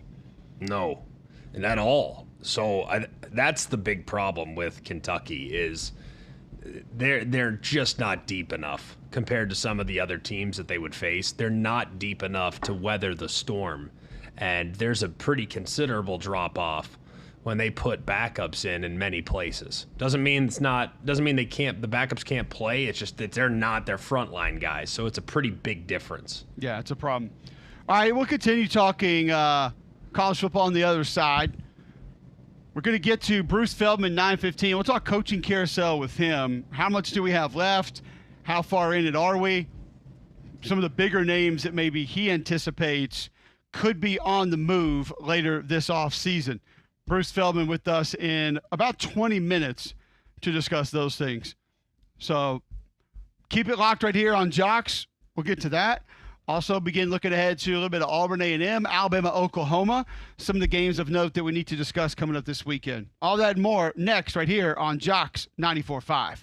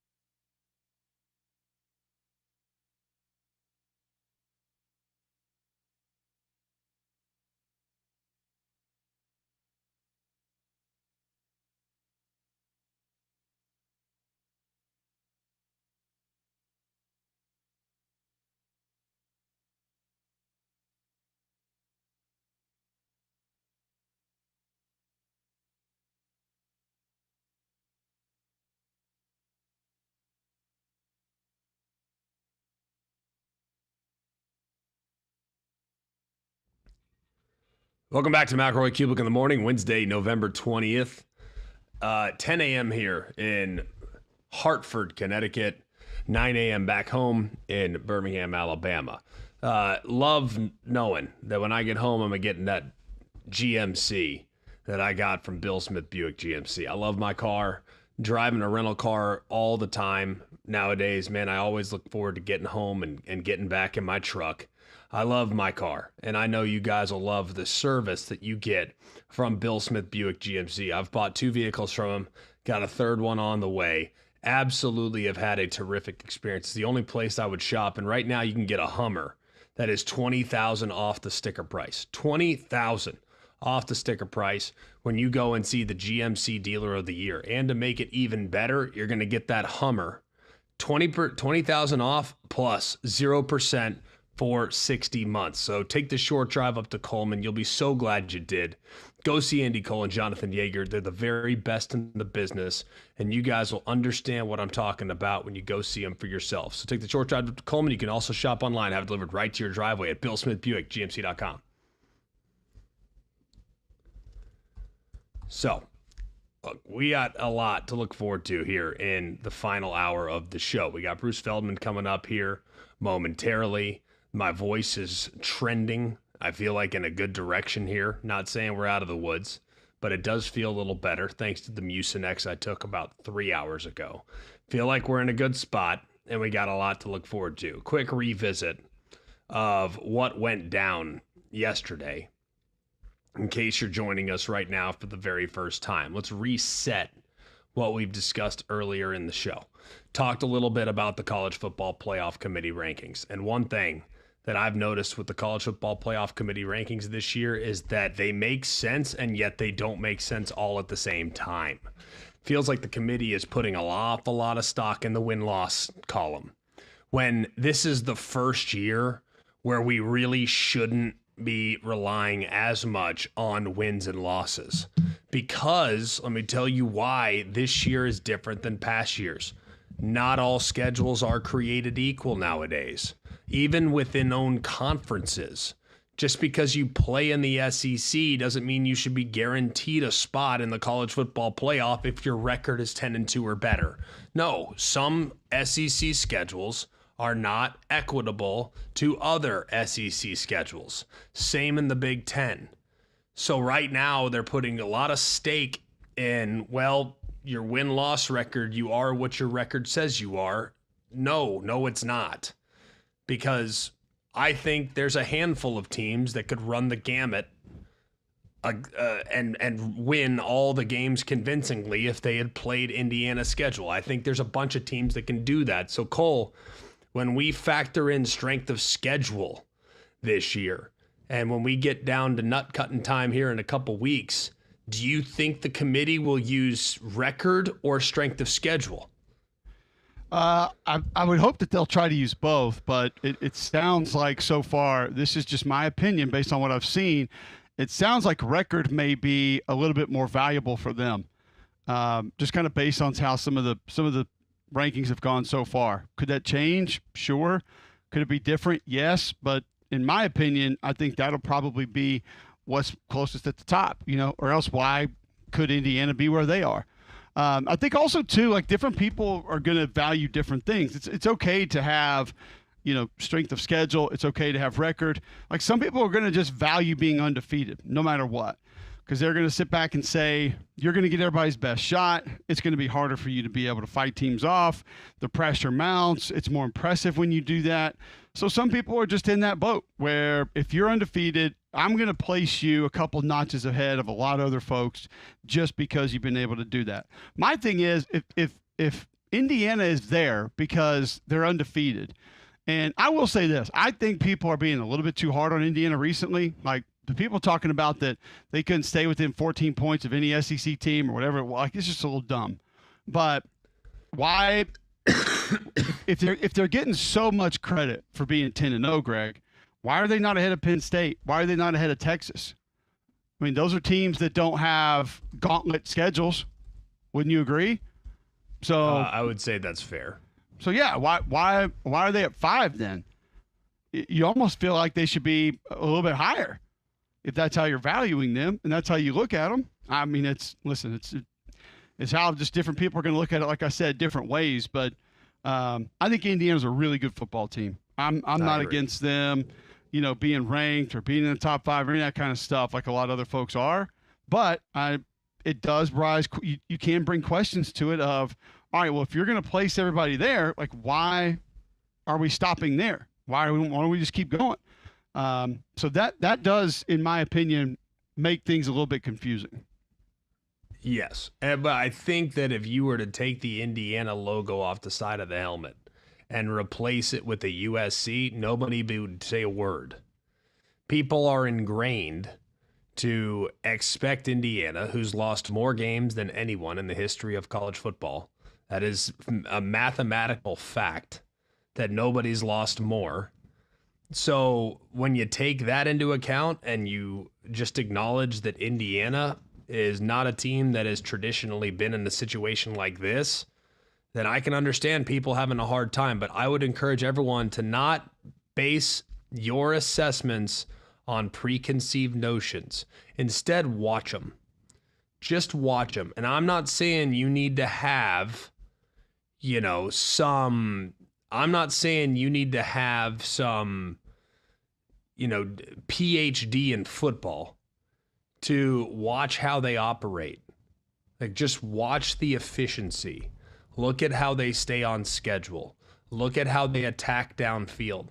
Look at how there always is seemingly an Indiana defender that is stacking up the running back at or near the line of scrimmage.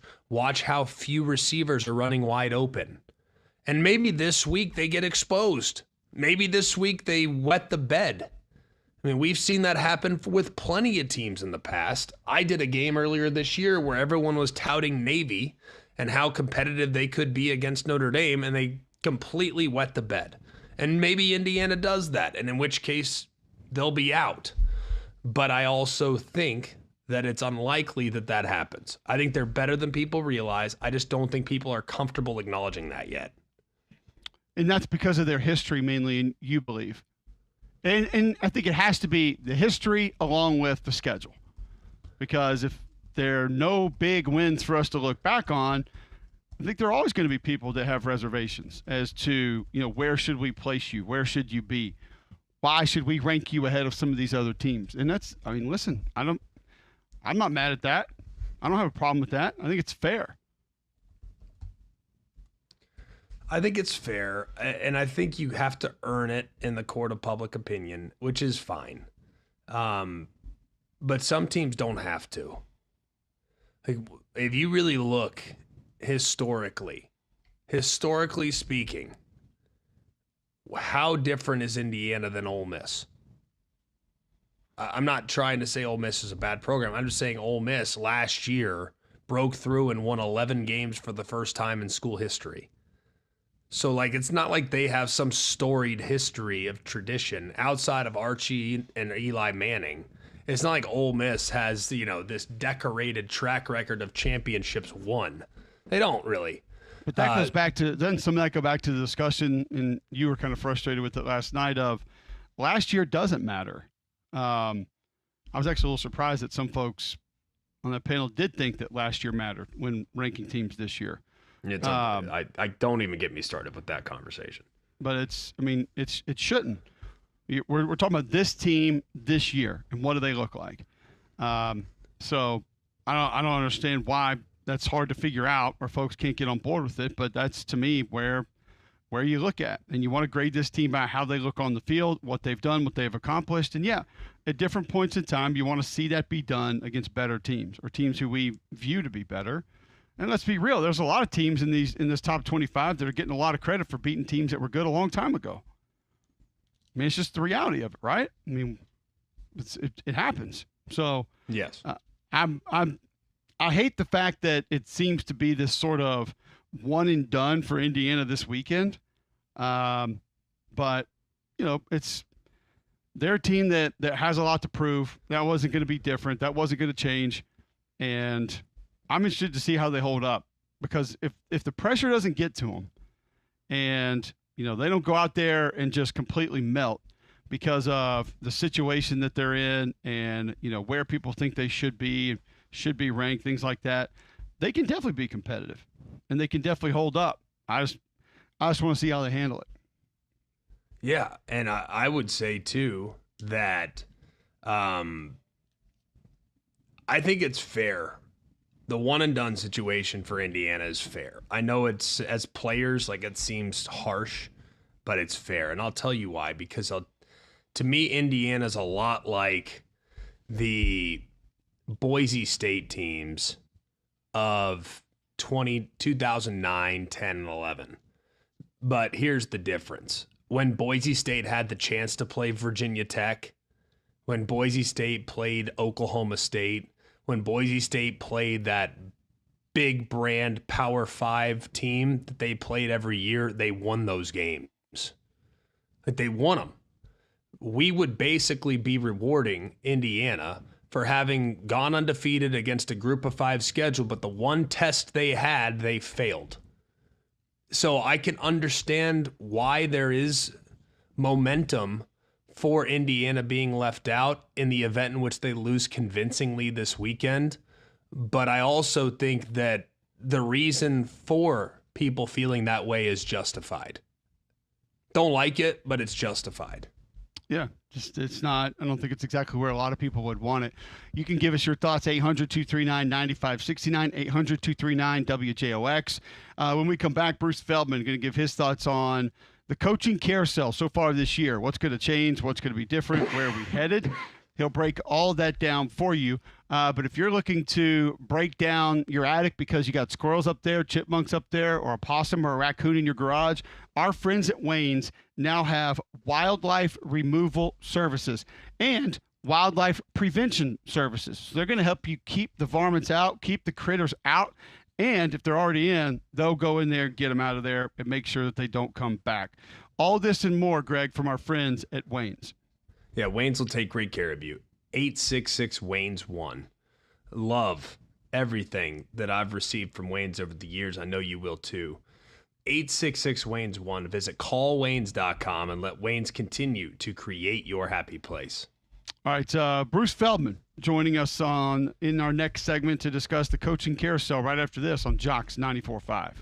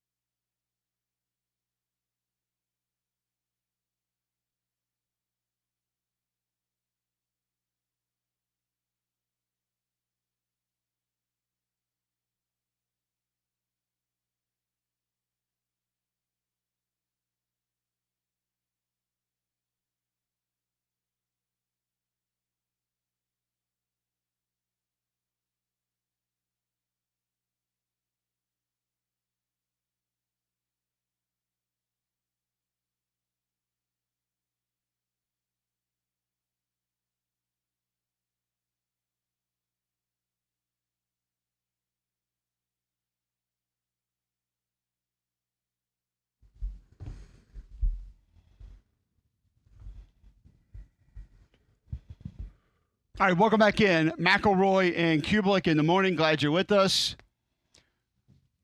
9:16 Wednesday, November 20th, right here on Jocks 94.5. We get to Bruce Feldman here in just a moment. But first, I'll tell you about your CBD store. If you are looking for some weight loss products to trim by SunMed, in the stock now at your CBD store on the shelves at the largest brick-and-mortar CBD retailer in the world. They've been focusing their attention on being the best plant sciences company out there, hundreds of different extracts and plants, and they work hard to find the ones that work best. Also, arthritis or anxiety for you or your pet, your CBD store has answers for those problems. And if you're looking for skincare, gut health, your CBD store can help. Visit one of their 3 locations, Highway 280 by Bailey Brothers, 150 by the Cage in Cleaver, Trustful just off 459, and now downtown in 5 Points, your CBD store where good health hits home. Bruce Feldman joining us now on the Buyers Right hotline, Fox and The Athletic. And Bruce, this coaching carousel feels like, I don't know if it's been getting earlier and earlier, but for some reason I feel like more teams going ahead and making that decision a little bit earlier now. Do you see it that way? Are we ahead of schedule on coaches being fired? I think it's 2 different cycles, guys. I think you have the group of 5 path, and then you have this one, like where we haven't seen the power programs. There were guys who came into the year on the hot seat, certainly Billy Napier, Dave Arambic, Baylor. And I think they did enough to coach themselves to more time and off the hot seat. But then there's other jobs where it has been a very, you see like some moves where I think they pull the plug on a guy where maybe he wins a couple of games down the stretch and there's more indecision. But Tom Herman, less than 2 years, Biff Poggi, less than 2 years. There's definitely, I guess, more of an appetite for change and a lot less patience in the portal era. It's wild, but what I'm trying to figure out, while the G5 is going crazy, it feels like the Power 5 is about as stable and indecisive on letting a guy go as humanly possible. We could see guys go to the NFL, or we could see guys retire, but very few of my friends have told me that they anticipate that are in the coaching search business, they anticipate 0 firings in the Power 5. Is that what you're hearing as well? It is. A couple of weeks ago, I was hearing that it sounded like this might be the last year for Mack Brown at North Carolina. Now it sounds like he may be there in 2025. We had Utah last week. Kyle Whittingham, I'd always heard from people close to him that he wanted one more good season to ride, before he rides into the sunset. And this is obviously not it. They're having all sorts of quarterback issues and they're struggling. And, there's some early indications that even though Morgan Scalley is named the head coach in waiting, that, he's looking at offensive coordinators and trying to make things right for 2025 for maybe to have that year. So I think those are some of the things that are going in that direction. But from everything I've heard from, the industry sources and different coaching agents and search people, is that next year is expected to be a big year of turnover at the power programs, not this year. Bruce Feldman of Fox and The Athletic joining us on the Buyers Right hotline. I'm interested, Bruce, when you look at where the college football playoff rankings have been, it feels like people already kind of losing their minds, upset just a little bit. Where are people behind the scenes on how this is going so far? I think there's a little bit of a wait and see. I got to be honest. We do a lot of Big Ten games at Fox, and I'm sitting there going, I don't think of the top 5 teams in the country, 4 of them are Big Ten schools. We had Penn State a few weeks back. It's the most impressive thing they did was a close loss at home to Ohio State. I think that's the part where it's like, okay, you kind of ride it and think, okay, some of these teams, obviously, Indiana's going to play Ohio State this weekend. We're going to be there for that. If Indiana doesn't get blown out, if they lose by less than 2 touchdowns, is that enough to say, okay, they're going to be 11-1. They probably won't have any really impressive win on their resume, but they also didn't stub their toe.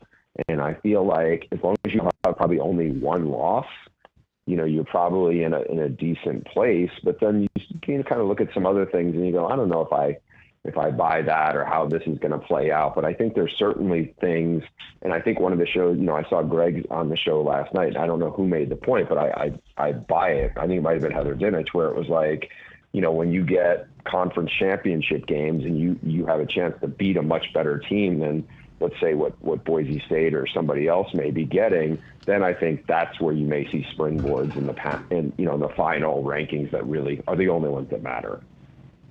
Yeah, I think the Big 12's fine. I think this whole notion of Boise hanging on, Big 12 now with Arizona State in the mix and Colorado and BYU all ranked in the top 21, multiple ranked wins should vault them ahead of Boise State. So I think that's going to transpire. The big debate last night, I think we're a week early on the debate, is Indiana. I think this conversation should be had next week. Unfortunately, my cohorts last night couldn't help but take the cheese. I happen to think they got to play well. If they get beat convincingly, there's a lot of momentum towards them being left out, and there's precedent by the committee to drop a team 8 or 9 spots after a loss. We've seen it with Miami, Georgia, and we've seen it this past weekend with BYU. If Indiana gets beat badly, how do you think the committee will handle their evaluation? I think they'll handle it similarly to how you just said it. I mean, you mentioned BYU, and BYU went to SMU and beat them. I mean, I saw that. I watched that game on TV. SMU had 5 trips inside the red zone and got 0 touchdowns. K-State, beating K-State does not carry as much weight as it did 2 weeks ago, but they crushed K-State, and BYU was kind of hanging by a thread where you watch them and you'd see a lot of close games and they had a lot of escapes. And then when they didn't against a team that, probably won't go bowling, Kansas, I think it was like the committee's pointing, okay, this is kind of what we really think of them, and they drop because their margin for error doesn't seem to be very, very substantial. And I suspect Indiana, they barely beat Michigan, and Michigan stinks this year. So that might be a little bit of a tell. But look, if they go to Ohio State and it's, like I said, they lose 31-21, if they don't get blown off the field, and it obviously can't look like what Liberty looked like against Oregon when you get on the big stage against a heavyweight team and you get exposed. But I think if they look like they can play with them, even if they don't win, I don't think they'll plummet. I think they'll drop, but I don't think they'll plummet. And, again, the committee showed that they gave Penn State a lot of credit for not getting embarrassed. Now, that game was at home as opposed to this one's going to be in Columbus, but it's like it is this beauty contest that the committee's trying to do, and they know they're not going to please everybody. Bruce Feldman of Fox Sports and The Athletic joining us on the Buyers Right Hotline. What do you think of Indiana? Just your personal opinion on who they are and what they've done this year. I think it's been a great story. I think Curt Cignetti has, he's made them relevant in a hurry. I think they made some really smart moves in the portal. They took obviously 13 guys from his old school. Those guys can play. I think Curtis Rourke was a much better portal addition than a lot of other people took. If Curtis Rourke is at Florida State, I don't think Florida State is going to go 1-11. They might be a bowl team. I think he's a good quarterback. I think they have some good players. I don't know if they have any great players, but you watch how they execute. We had them against Nebraska. They blew Nebraska off the field, and they're impressive when you see how they operate, because you see a team that is feeding off the energy and the confidence that their head coach instilled in them. And I think that's a big thing, because a lot of times you're talking about teams that come together, very late because of all the portal, moves and everything like this.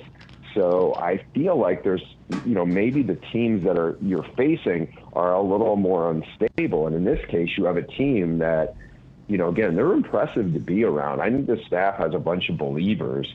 Cignetti obviously took a lot of stuff from his dad and growing up in the coaching business, but I think he took a lot of things from his time in Tuscaloosa and around Nick Saban and has really figured stuff out. And at this stage, he's 63 years old. I think he doesn't really care what a lot of other people think. Obviously, he just cares about what matters most to getting my team going. And that shows up on the field. Yeah, I think they're the real deal. I do think, though, this is a game that could expose some of their G5 qualities. Like they have a lot of guys, and there's no disrespect there, but to have a 5'9" corner like D'Angelo Pons is something that's going to be a problem. You know what I mean? I think that they executed an outrageously high level, but if it gets down to one-on-one situations, can they win those? And I don't know the answer to that. They might win it with flying colors, and they might get beat badly. I really don't know the answer. But based on the fact that you've seen them, are they as impressive on the hoof, like just body-wise, as some of the other teams that are at the top of the College Football Playoff Committee rankings, or do they resemble that in stature of maybe a G5 type of team? I think they have some guys who match up. You mentioned Pons. I mean, Pons is a freaky athlete. It's interesting because he's a Chaminade Madonna guy, like, the most talented guy at Ohio State right now, J.J. Smith, who's 6'3 plus and 220. And he's the most, I didn't see DK Metcalf at Ole Miss in person. I've seen this guy, and he is like, that's the bad matchup. But he's seen it, at practice in high school. And he's a really freaky athlete. And I know from talking to the guys who coach him, they were like, I don't like short corners, but I love this kid because he's really talented and he's a really dynamic athlete. But, there's stuff you got to be careful of. And I think this is the kind of matchup that could expose it, because when you play Ohio State, it's the pick your poison. You have 2 elite running backs, and you have 3 really good and 1 great receiver. And we'll see how much it affects, not having Seth McLaughlin, who was playing really well and was a leader for the Buckeyes up front, how much it affects them, because now they're juggling again. And I think we saw them when they played Nebraska, when they were juggling guys. It was not great. And I do think Indiana has a disruptive front. They took a transfer from Kent State, Sear West, who's a big, powerful guy. Kamara's I don't want to say he's, Robert Mathis-like, but he's this short, twitchy edge guy who's very disruptive. I mean, there's some matchups that I think Indiana will try to take advantage of too. I just don't know, if their defense will be able to hold up against the skill talent that's coming at them Saturday. Yeah, it's going to be tough for them. Do you have a clear, in your mind, obviously not Vegas, but do you have a clear national championship favorite right now? Like, do you put one team further on a pedestal than maybe all the others? I was sticking to Ohio State. Now, the McLaughlin news gives me a little pause because that's the area where they're thinnest. But I just think they are so talented on defense at all 3 levels. And I think that they have just a great group of skill guys.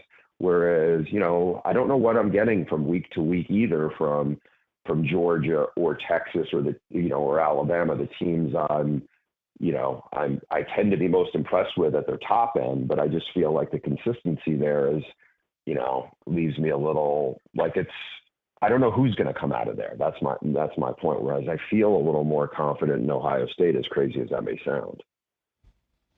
Yeah, the injuries are the one thing that I think would probably slow me down the most, but it's understandable. Bruce, we always appreciate the time. Great stuff as always. Look forward to catching up with you again soon. Sounds good. My pleasure, guys. Thanks for having me. Thanks for working with us also. That's Bruce Feldman of Fox Sports and The Athletic. Find his work at theathletic.com. A couple other, roster movements, some news items from around college football on the other side. I want to get to those here in just a moment, GMAC, but tell our listeners about what Bromberg's has going on. Bromberg's is amazing. They honestly, this time of year, I feel like I live up there. Go up there a couple times, got birthdays, holidays, anniversaries, gifts for other people, gifts for loved ones, wedding presents. This time of year is just a very busy time of year. So I always seemingly go and find my friends. I have a couple of salespeople that I always work with at Bromberg's. They always take great care of me. They have set the standard in fine jewelry, watches, giftware. They're the best in customer service. They're the oldest business firm in the state and the nation's oldest family-owned and operated retailer. So go and enjoy that luxury shopping experience that is exclusive to Bromberg's by going and seeing them in the Mountain Brook Village location or at the Summit. You can also shop online at brombergs.com. All right, we'll discuss a couple of those notes next right here on McElroy and Kublik in the morning.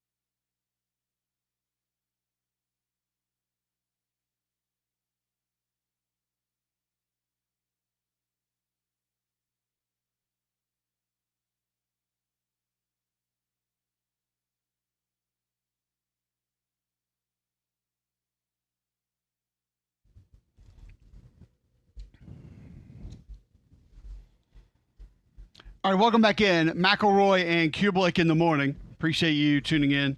Talking some college football today. Nice visit with Bruce Feldman on the other side, and you can go get that at the podcast, jocksfm.com, if you need to. We were mentioning a little bit earlier in the show, GMAC, some of the games coming up this weekend, and just kind of beginning to take a little bit of a peek ahead at a few of those.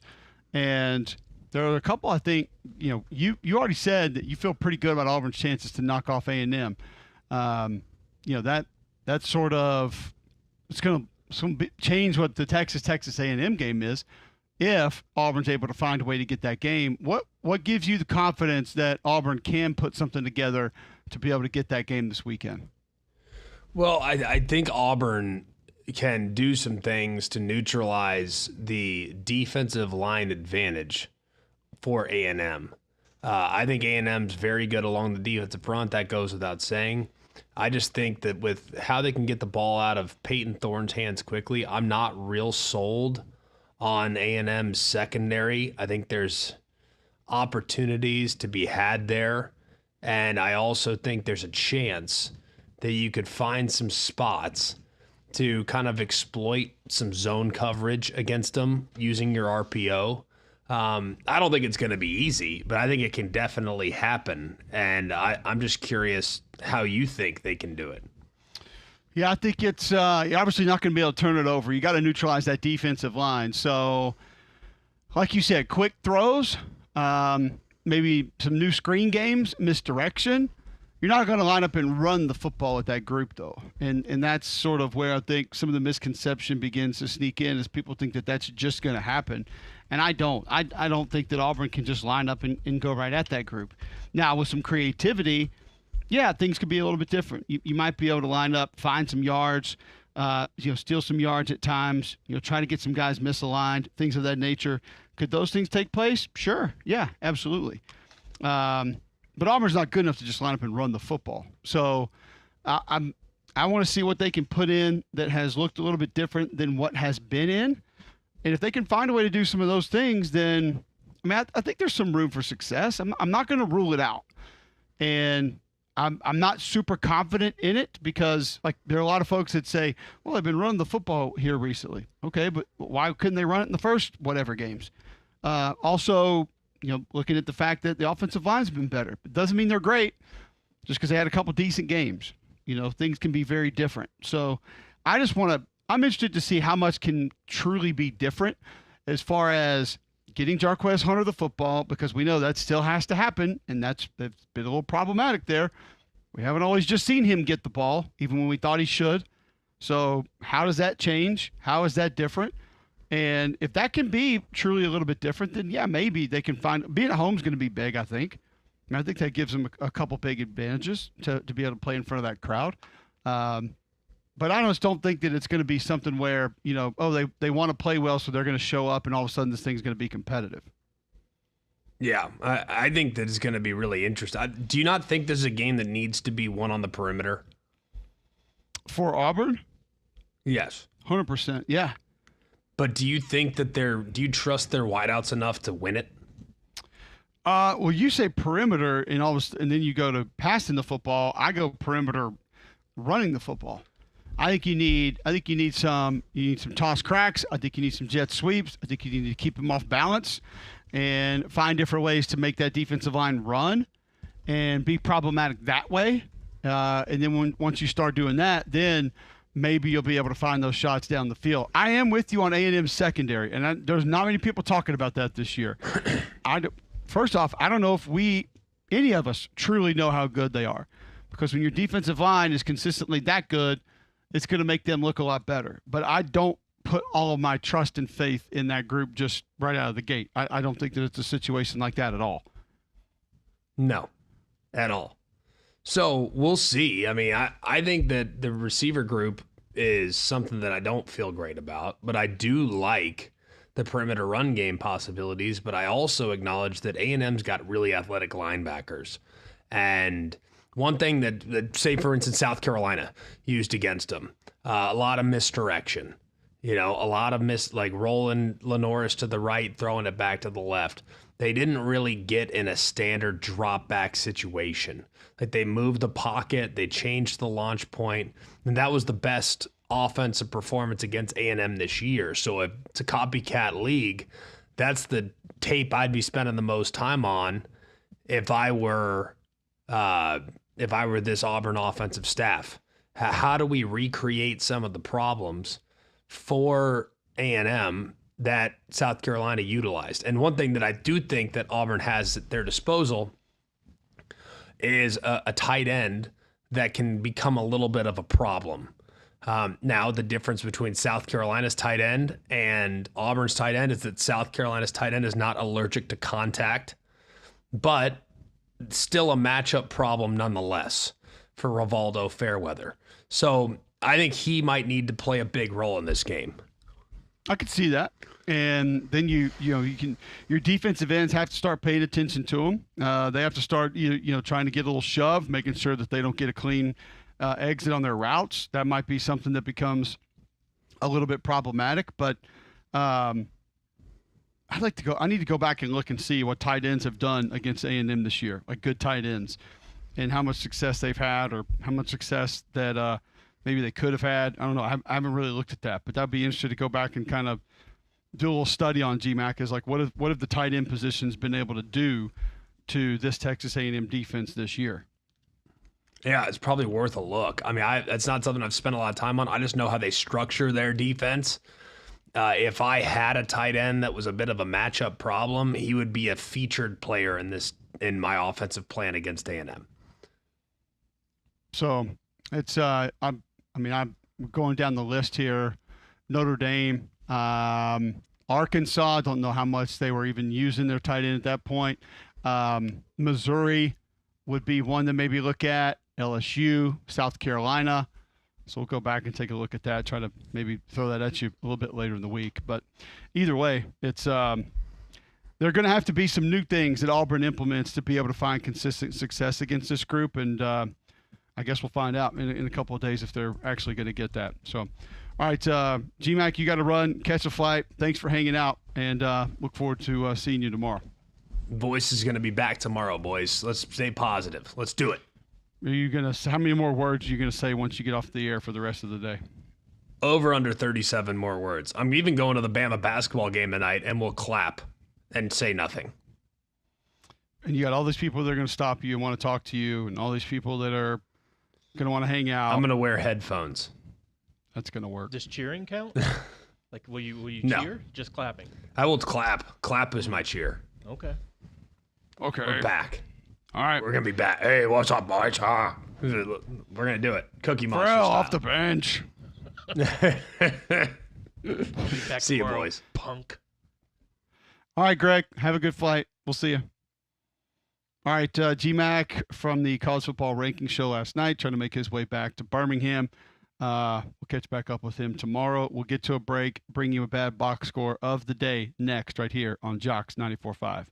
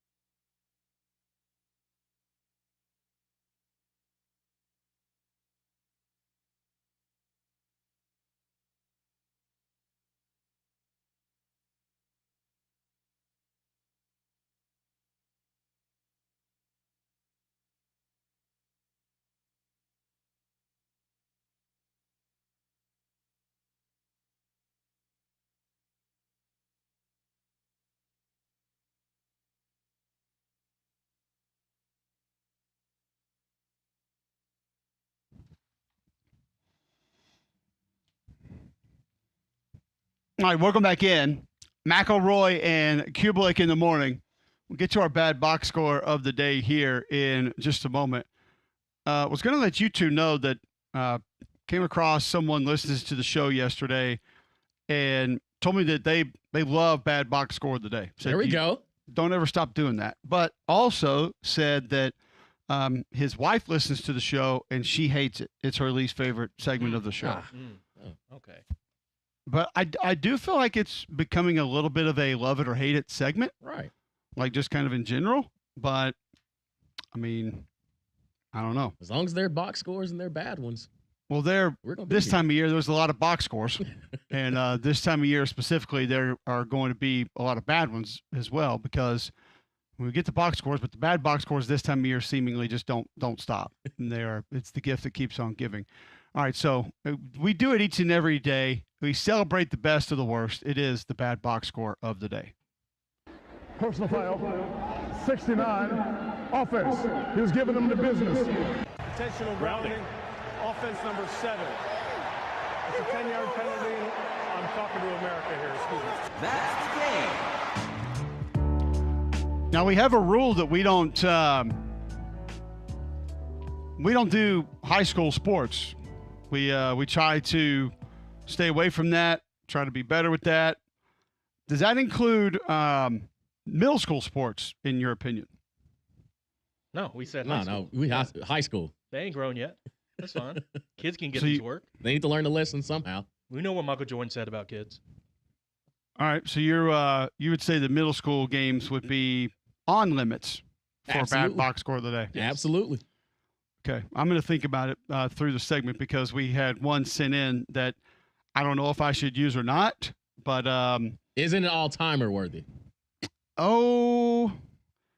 whatever is past all timer. Oh, my. Oh. Never seen a I'd double put up it there. all-timer. Yeah. Max all-timer? Yeah. All right, all the way. Or by the way, I'll think on that one. The Bethune-Cookman. This is women's basketball. They're by the way. Tigers, right? They're Wildcats. Yeah. Okay. And it was, Come on. They took on the Trinity Baptist.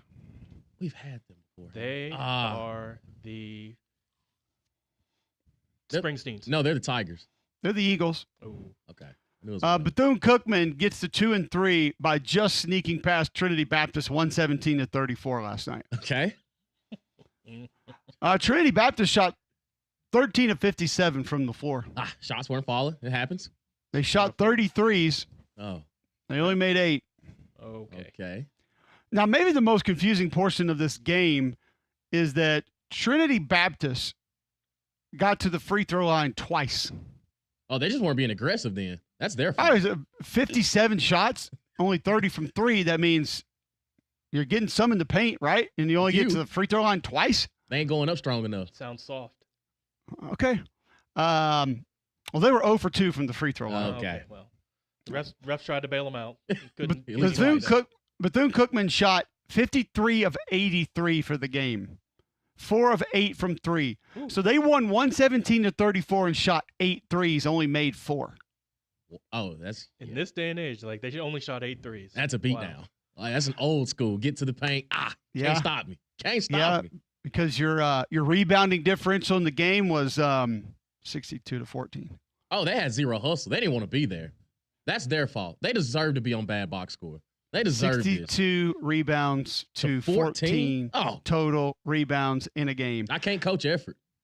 Defensive rebounds 35-8. Not even getting after. Wow, it. that's Look, see, okay. that's Quadruple up. lazy. Kayla Clark, 21 points, 12 rebounds in the game. Ioannise Nicholson, 18 points, 12 rebounds in the game. Neither of them hit a three-pointer. So, yeah, I think you're spot on, Damian, with this was a game that was probably won in the paint, a little bit of an old-school basketball game that Bethune-Cookman just dominated inside. Alabama just won by rushing the ball. Sometimes you don't have to throw the ball to win every time. If you can run the ball, just run the ball. Exactly. If you can hit layups, just hit layups. Yeah, I feel like Bethune-Cookman could throw the ball in bounds and win that game, and they've been okay. All right, the Brown, Bears. yes, Yes. just snuck past the Johnson and Wales, Rhode Island. They are the Clams. Commodores. They're the Griffins. Ugh. Oh. and it didn't go well. The Brown Bears knocked them off 104-47. Okay. 37-73. That's 51% from the floor if you're keeping up.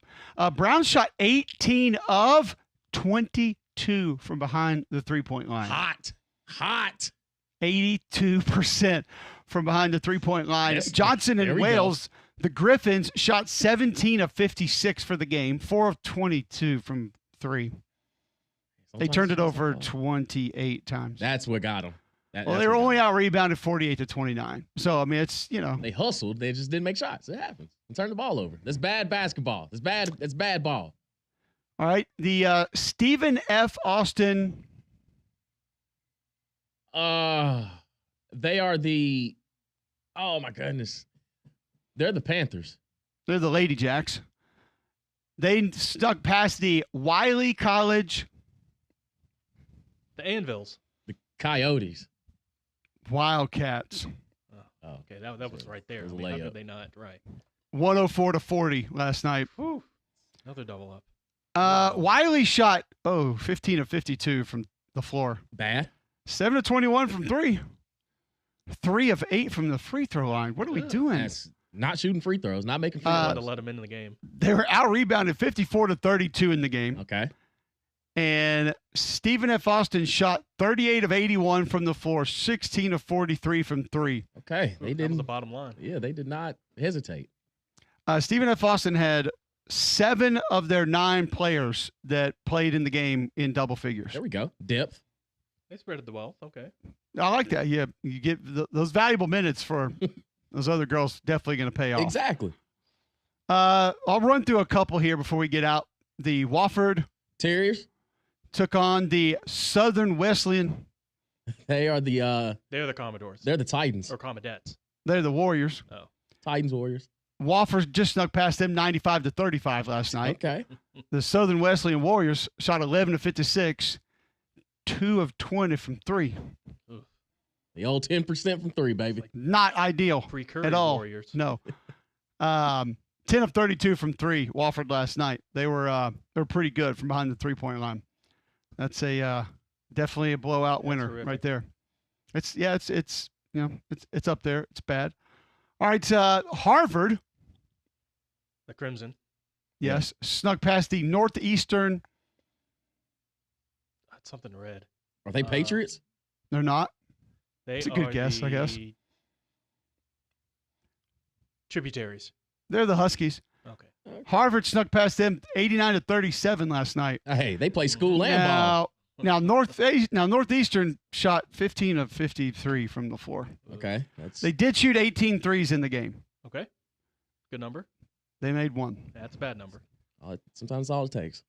41-23, your rebounding differential in that one. Okay, well, simple double up, not bad. Just not the complicated double up, the simple double up. Got it. All Straightforward. right. Finally, Cal Poly. They are the Slugs. That's close, but no. I know what you're thinking. Banana Slugs then? No. Cal Poly's the Mustangs. You don't knew that. They just got past the Life Pacific. Oh, they're the Whales. No, they're the Dominion. They're the Warriors. No. And there wasn't much of a battle as Cal Poly got past them 82-36. Your score at the end of one, 22-1. There we go. Fast start. At least you hit a free throw. 1 point in a quarter of basketball. They shot 11 of 39 from the floor, 7 of 23 from three. Ugh. Cal Poly 6 of 19 for three, out rebounded them 42-22. Those are your bad box scores of the day. I decided to stay away from the middle school bad box score. Okay. You don't have to give us the, you don't have to give us the names. Wait, what was the score? 92-3 in basketball. All timer. All timer. Oh my God. I also don't think I would have had any actual box score numbers for that game, but yeah, we'll just go ahead and give it all timer either way. I just want to know, like, 5 minutes left in the fourth. Like, what are you coaching there? That's the start of someone's villain origin story, right? Exactly. Oh, hey, yeah, just throw it in. We're good. Oh my gosh. All right, we're back tomorrow, 7 to 10. 3-man front coming at you next.